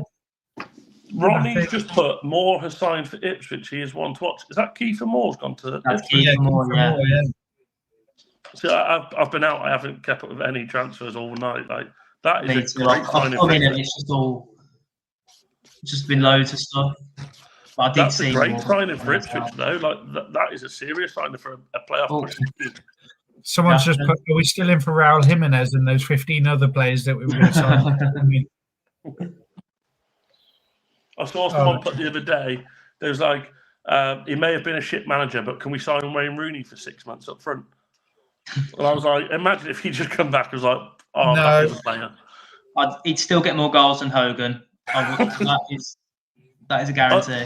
I put it in the group chat to you boys to see what other people think about that. Harry Kane being on a goal drought because he didn't score for 2 games. And I was like, Hogan hasn't scored for 8 months. Yeah. How is Harry Kane's 2 goals a drought when we've got Scott Hogan who hasn't scored since August? What was it, 5-6 months or whatever it is? And they're saying 2 games is a goal drought. I found it funny. I just laughed. Yeah. So delusional. But you look at what he's doing in Tottenham, in Germany, for Bayern Munich, and he's just unreal at the moment, isn't he? Yeah. Forget Kane. It's all about Bellingham, mate. Yeah, but we need quite a few England players playing well. We've got a Euros coming up in Germany, and if he's already used to the German weather, he's going to be banging in goals in Euros.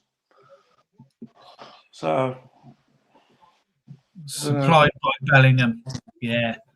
Yeah. You heard it here first.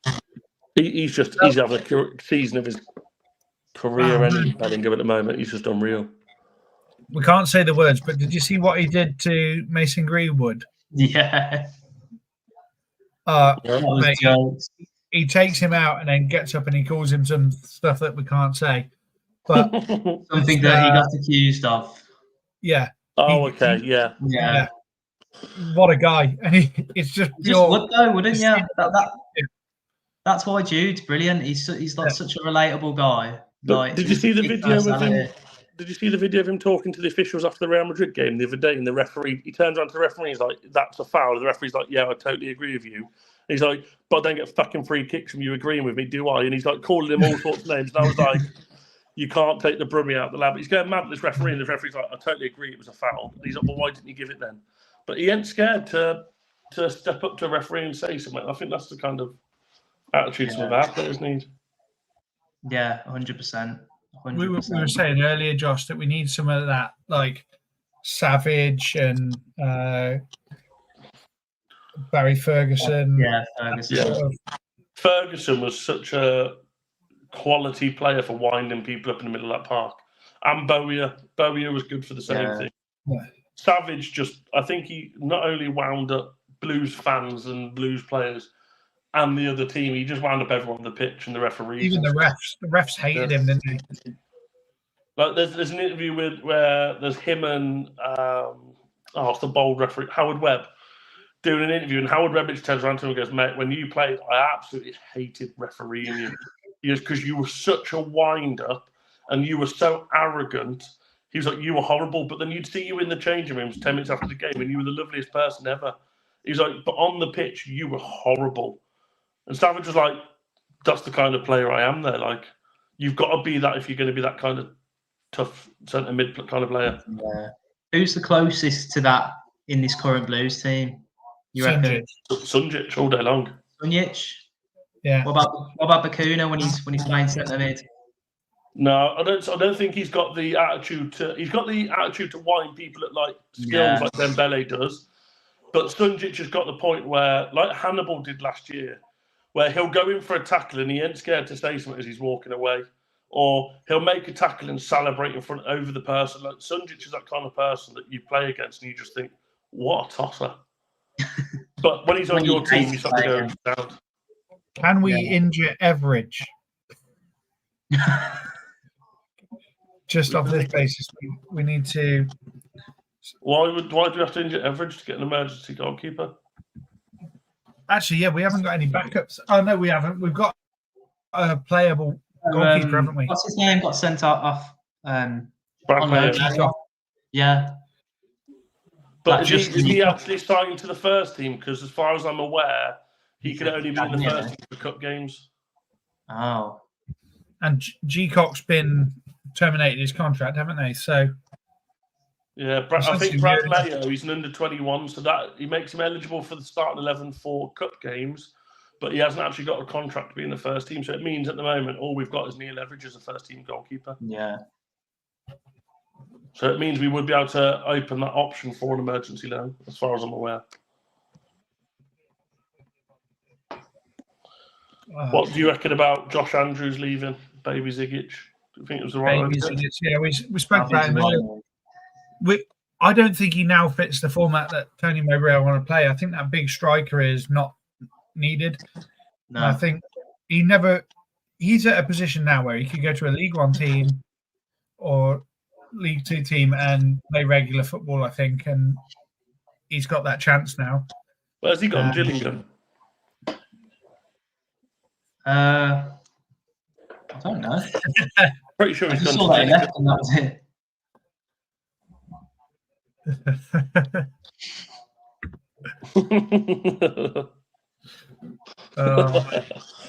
That's funny. Yeah, I think Andrews has gone Gillingham, which he's had a really good loan so far with Accrington Stanley, and I think that might be his level. And I think he can go on now and push with Gillingham and however they're doing. Hopefully, give them a little push, and hopefully in a couple of years we see him back in the Championship playing against us, but hopefully not scoring. Yeah. But hopefully he's another one that's come through the academy, goes on and does well.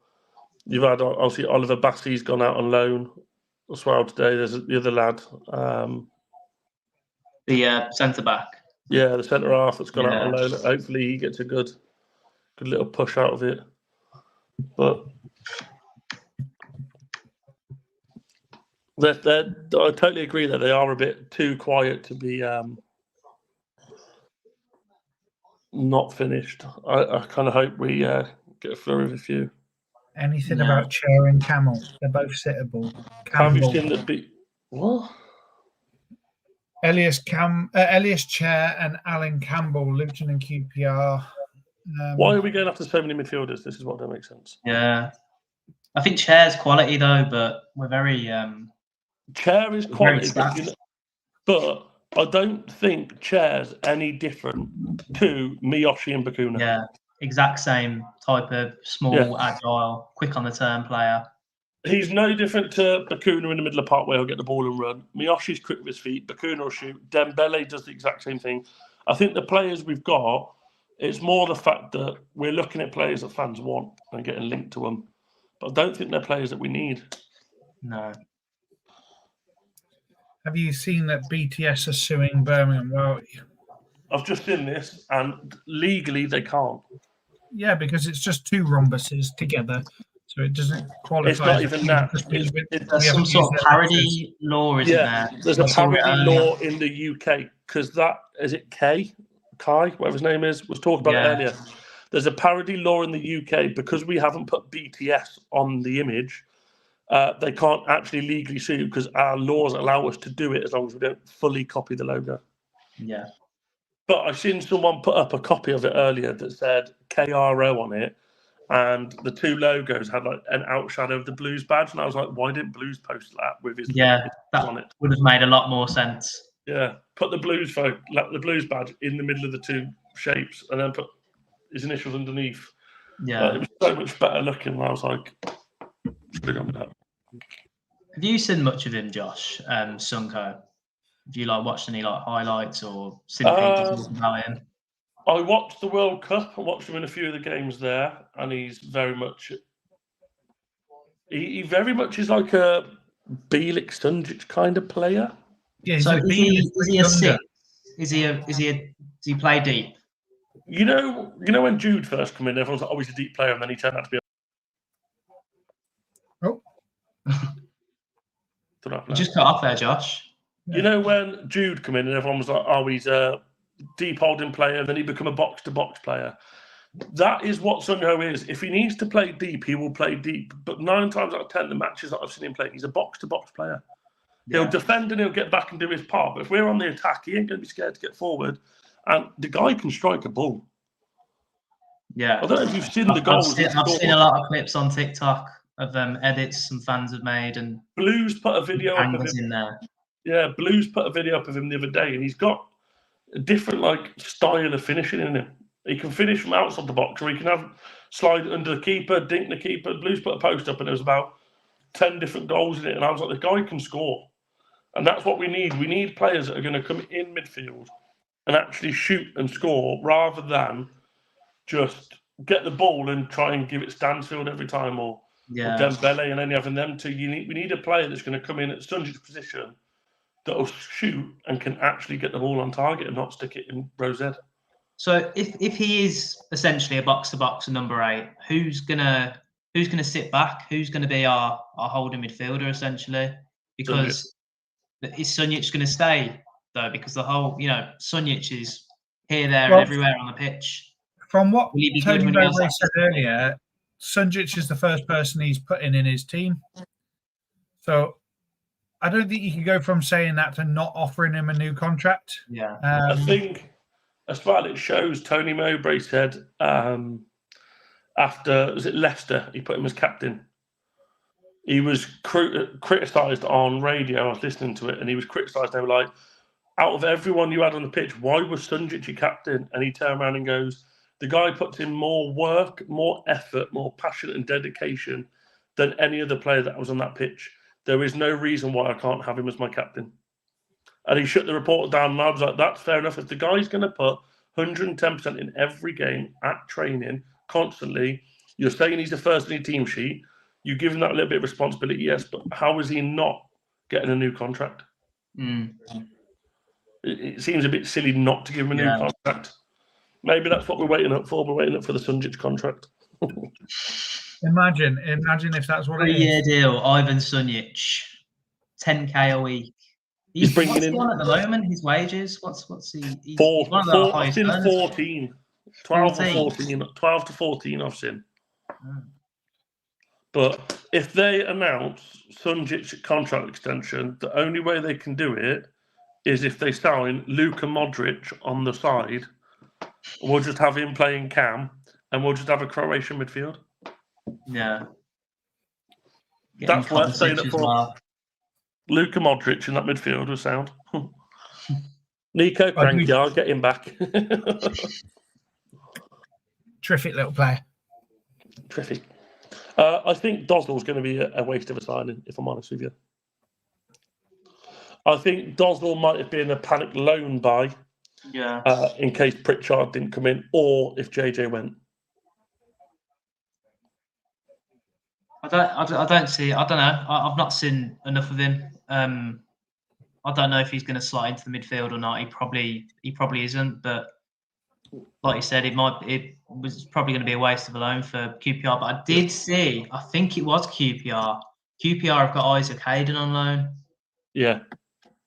Who is obviously a great Championship player, winning it with Newcastle. I don't know how he's been getting on the past couple of seasons when he's been loaned here, there, and everywhere. But I'm not sure if Dozdel's going to get a good amount of playing time, especially since now you've got Sung Ho in the mix as well. And Mowbray spoke really highly of him so far. Well, you think of the situation: you've got Sung Ho, Sunjic, JJ, Dozdel, Pritchard, Bielik, Miyoshi. Bakuna? Did you say Bakuna? Bakuna. You got 8 or 9 players there in that centre midfield spot. He plays 2. So unless he's planning some, because obviously we're going to have a lot of fixtures coming towards the end of the season. Obviously, as they're starting to die off, we got some. But unless it's getting to the point of he's planning for rotation a lot, just to see what he's got for the rest of the season, what he wants for next season, I don't see where a lot of them fit in. No, me neither. How can you pick out of, you got JJ, Bielik, Sunjic and Dozdel in that defensive part? How are you picking 2 of them? Well, Bielik's going into centre-back, that's why. This is really what pisses me off. Why is Bielik going to centre-half? He's not a centre-back. But he was under the Arsenal Academy. He was and that's how he played. And that moving forward, he's been great there, actually. And if he's then playing into a person that, if he's got the time and space to look and see where he's passing, we know he can piss out a long pass. We know he can pick out a short pass. And it's when he's under pressure to go forward. He isn't really going to be under too much pressure in the defence, and if he is, he can just smack it out. But if he's then playing it to like a Pritchard, who will then turn that player and spin and go, that's a perfect place for him. I don't think he's got the engine in him, or his brain works as fast as it needs to now for him to be up further forward. The amount of times that he had that chance to pass it through. Onesie game. Hogan straight through. I just feel sorry for Kevin Long, because I've seen a lot of people that have been talking and they're going, oh, look, these are the Blues lineups I predict. That guy this season, in every game he's played, has been the best player on the pitch by a mile. He is the reason we had a strong defence. He went out when Rooney came in. We lost however many games in a row. He came back in for the first 2 games. The one against Hull and Mowbray's first game, we were solid. We conceded 1 or 2 goals, but we were solid again at the back. All of a sudden, Mowbray's gone, oh, I'll put Bielik at the back, and he's just dropped again, and people forget about him. I seen someone the other day that rated him as out. They were like rated out of 10. It was like 1 is rubbish, 10's great, or 5's great, something like that. And someone was like, oh, he's like a mid-card player. I was like, he's one of our best defenders, and the guy's fucking 34. Yeah. But I feel like he was definitely our best defender during Eustace at the start of the season. But then since he's come in when he's been asked by Mowbray, he hasn't put a foot wrong. But once again, it's how the manager wants to play. I'm with Key. I feel like he's probably gonna keep Bielik at centre back at the moment. This is the reason why he doesn't play that pass when he needs to. As fans at that game, we're all pulling our hair out, and Tony Mowbray was literally, there's video of him, and he's like, oh, again, and he's like that on the side.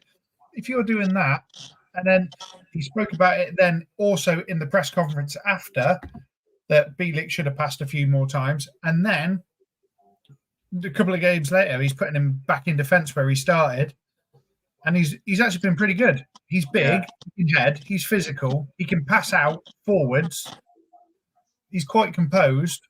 I think you got the chance of doing that and moving him backwards, and it'll fit in fine because he used to play there. He also said he's happy to play there, which is a big thing as well for a player. Yeah, because you think it'd be like, since he's been asked to go back there, you feel like his confidence had been shot, but you know he's took it on the chin, and he's been pretty solid since he's been there at centre back. I think that's the good thing with Mowbray. He came in and he said to players, because there's the one about the Jay Stansfield said it as well. He's asked players where they want to play. Yeah. Yeah, he asked Jay Stansfield, and Jay Stansfield said out on the left, and then he played him out on the left. He didn't play a very good game, and he said, no, I'm going to play you up front, and then he scored a goal in the next game. So Jay Stansfield said, I like coming in from the left, and then Mowbray then went, yeah, but let's try you up front, and then he scored a goal. And that was the game where Stansfield, everybody's like, why is he out on the wing? Why is he out on the wing? That's because that's where he prefers to play. Bakuna came out and said to him that he wants to play the 6th, hold a midfield, and he's not touched that position since Mowbray's come in.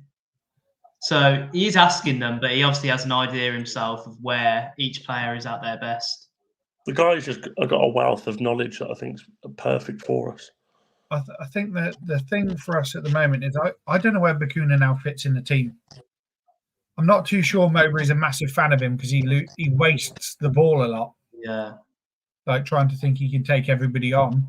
But I don't know where he fits in the team. Genuinely, I don't. With that midfield now loaded as it is, that's going to be tough for places. And if you're wasting the possession as much as he is, it is difficult. I think he gets more utilised as a sub, maybe replacing Pritchard or a Miyoshi or a JJ. I kind of think, so like you're putting them 3 ahead of him at the moment. Just in the team, worst case comes to worst if we get injuries. Yeah. It is hard though, because he has scored some important goals, or he's made some really, really crucial passes that have resulted in goals. But it's just, it's him losing the ball, trying to take everyone on. He just needs a bit more discipline in his game, and he probably would be starting in our midfield, but not at the moment with the options Mowbray's brought in. Yeah, it's for me, if we don't bring anybody else in, I think we've done well for what we've got. We could potentially exploit the emergency loan market for a goalkeeper. You've still got 2 weeks of the loan market after the window closes, don't forget. Is it 2 weeks, is it still? I think it's still 2 weeks. You can loan for 2 weeks. I don't know if that's changed. I know it has been the last couple of seasons. I don't know if it's changed this season or if it might be a week or whatever, but I know that you get it used to be a month after the market. You had a month for loans, but I think it's now like 2 weeks. Hopefully that sorts the keeper situation out. Is there anybody? I've seen obviously there's a comment saying about Longello being sold. Is there anybody you generally think we should have sold this window, apart from Hogan? Because I know everyone's going to say it. I wouldn't. I'm not saying I want it to happen, but I wouldn't have been against Duke to Blackburn. Obviously, that was to do with if we was going to get Gallagher, but I didn't really rate Gallagher anyway. But I wouldn't like. I think Duke's coming to an end, but maybe it is better that he gets a send off at the end of the season instead. I think that would be better for him. Apart from that, I mean, obviously, everyone, like you said, everyone would say Hogan. I'd say I would have sent Longello out on loan, if I'm honest. Yeah. Rather than sell him, I'd have sent him out on loan, maybe to a high League One team, maybe just to give him a bit of experience. Yeah. I'd have probably sold Mark Roberts. Mark Roberts was dreadful on Saturday against Leicester. He's always been dreadful. Yeah, but like, I don't want to see him come on ever again. But I do agree with Longello. I feel like he'd probably suit a team who plays with wing backs. Yeah. Because he's definitely more of a wing back than he is a defender because he doesn't get back to defend.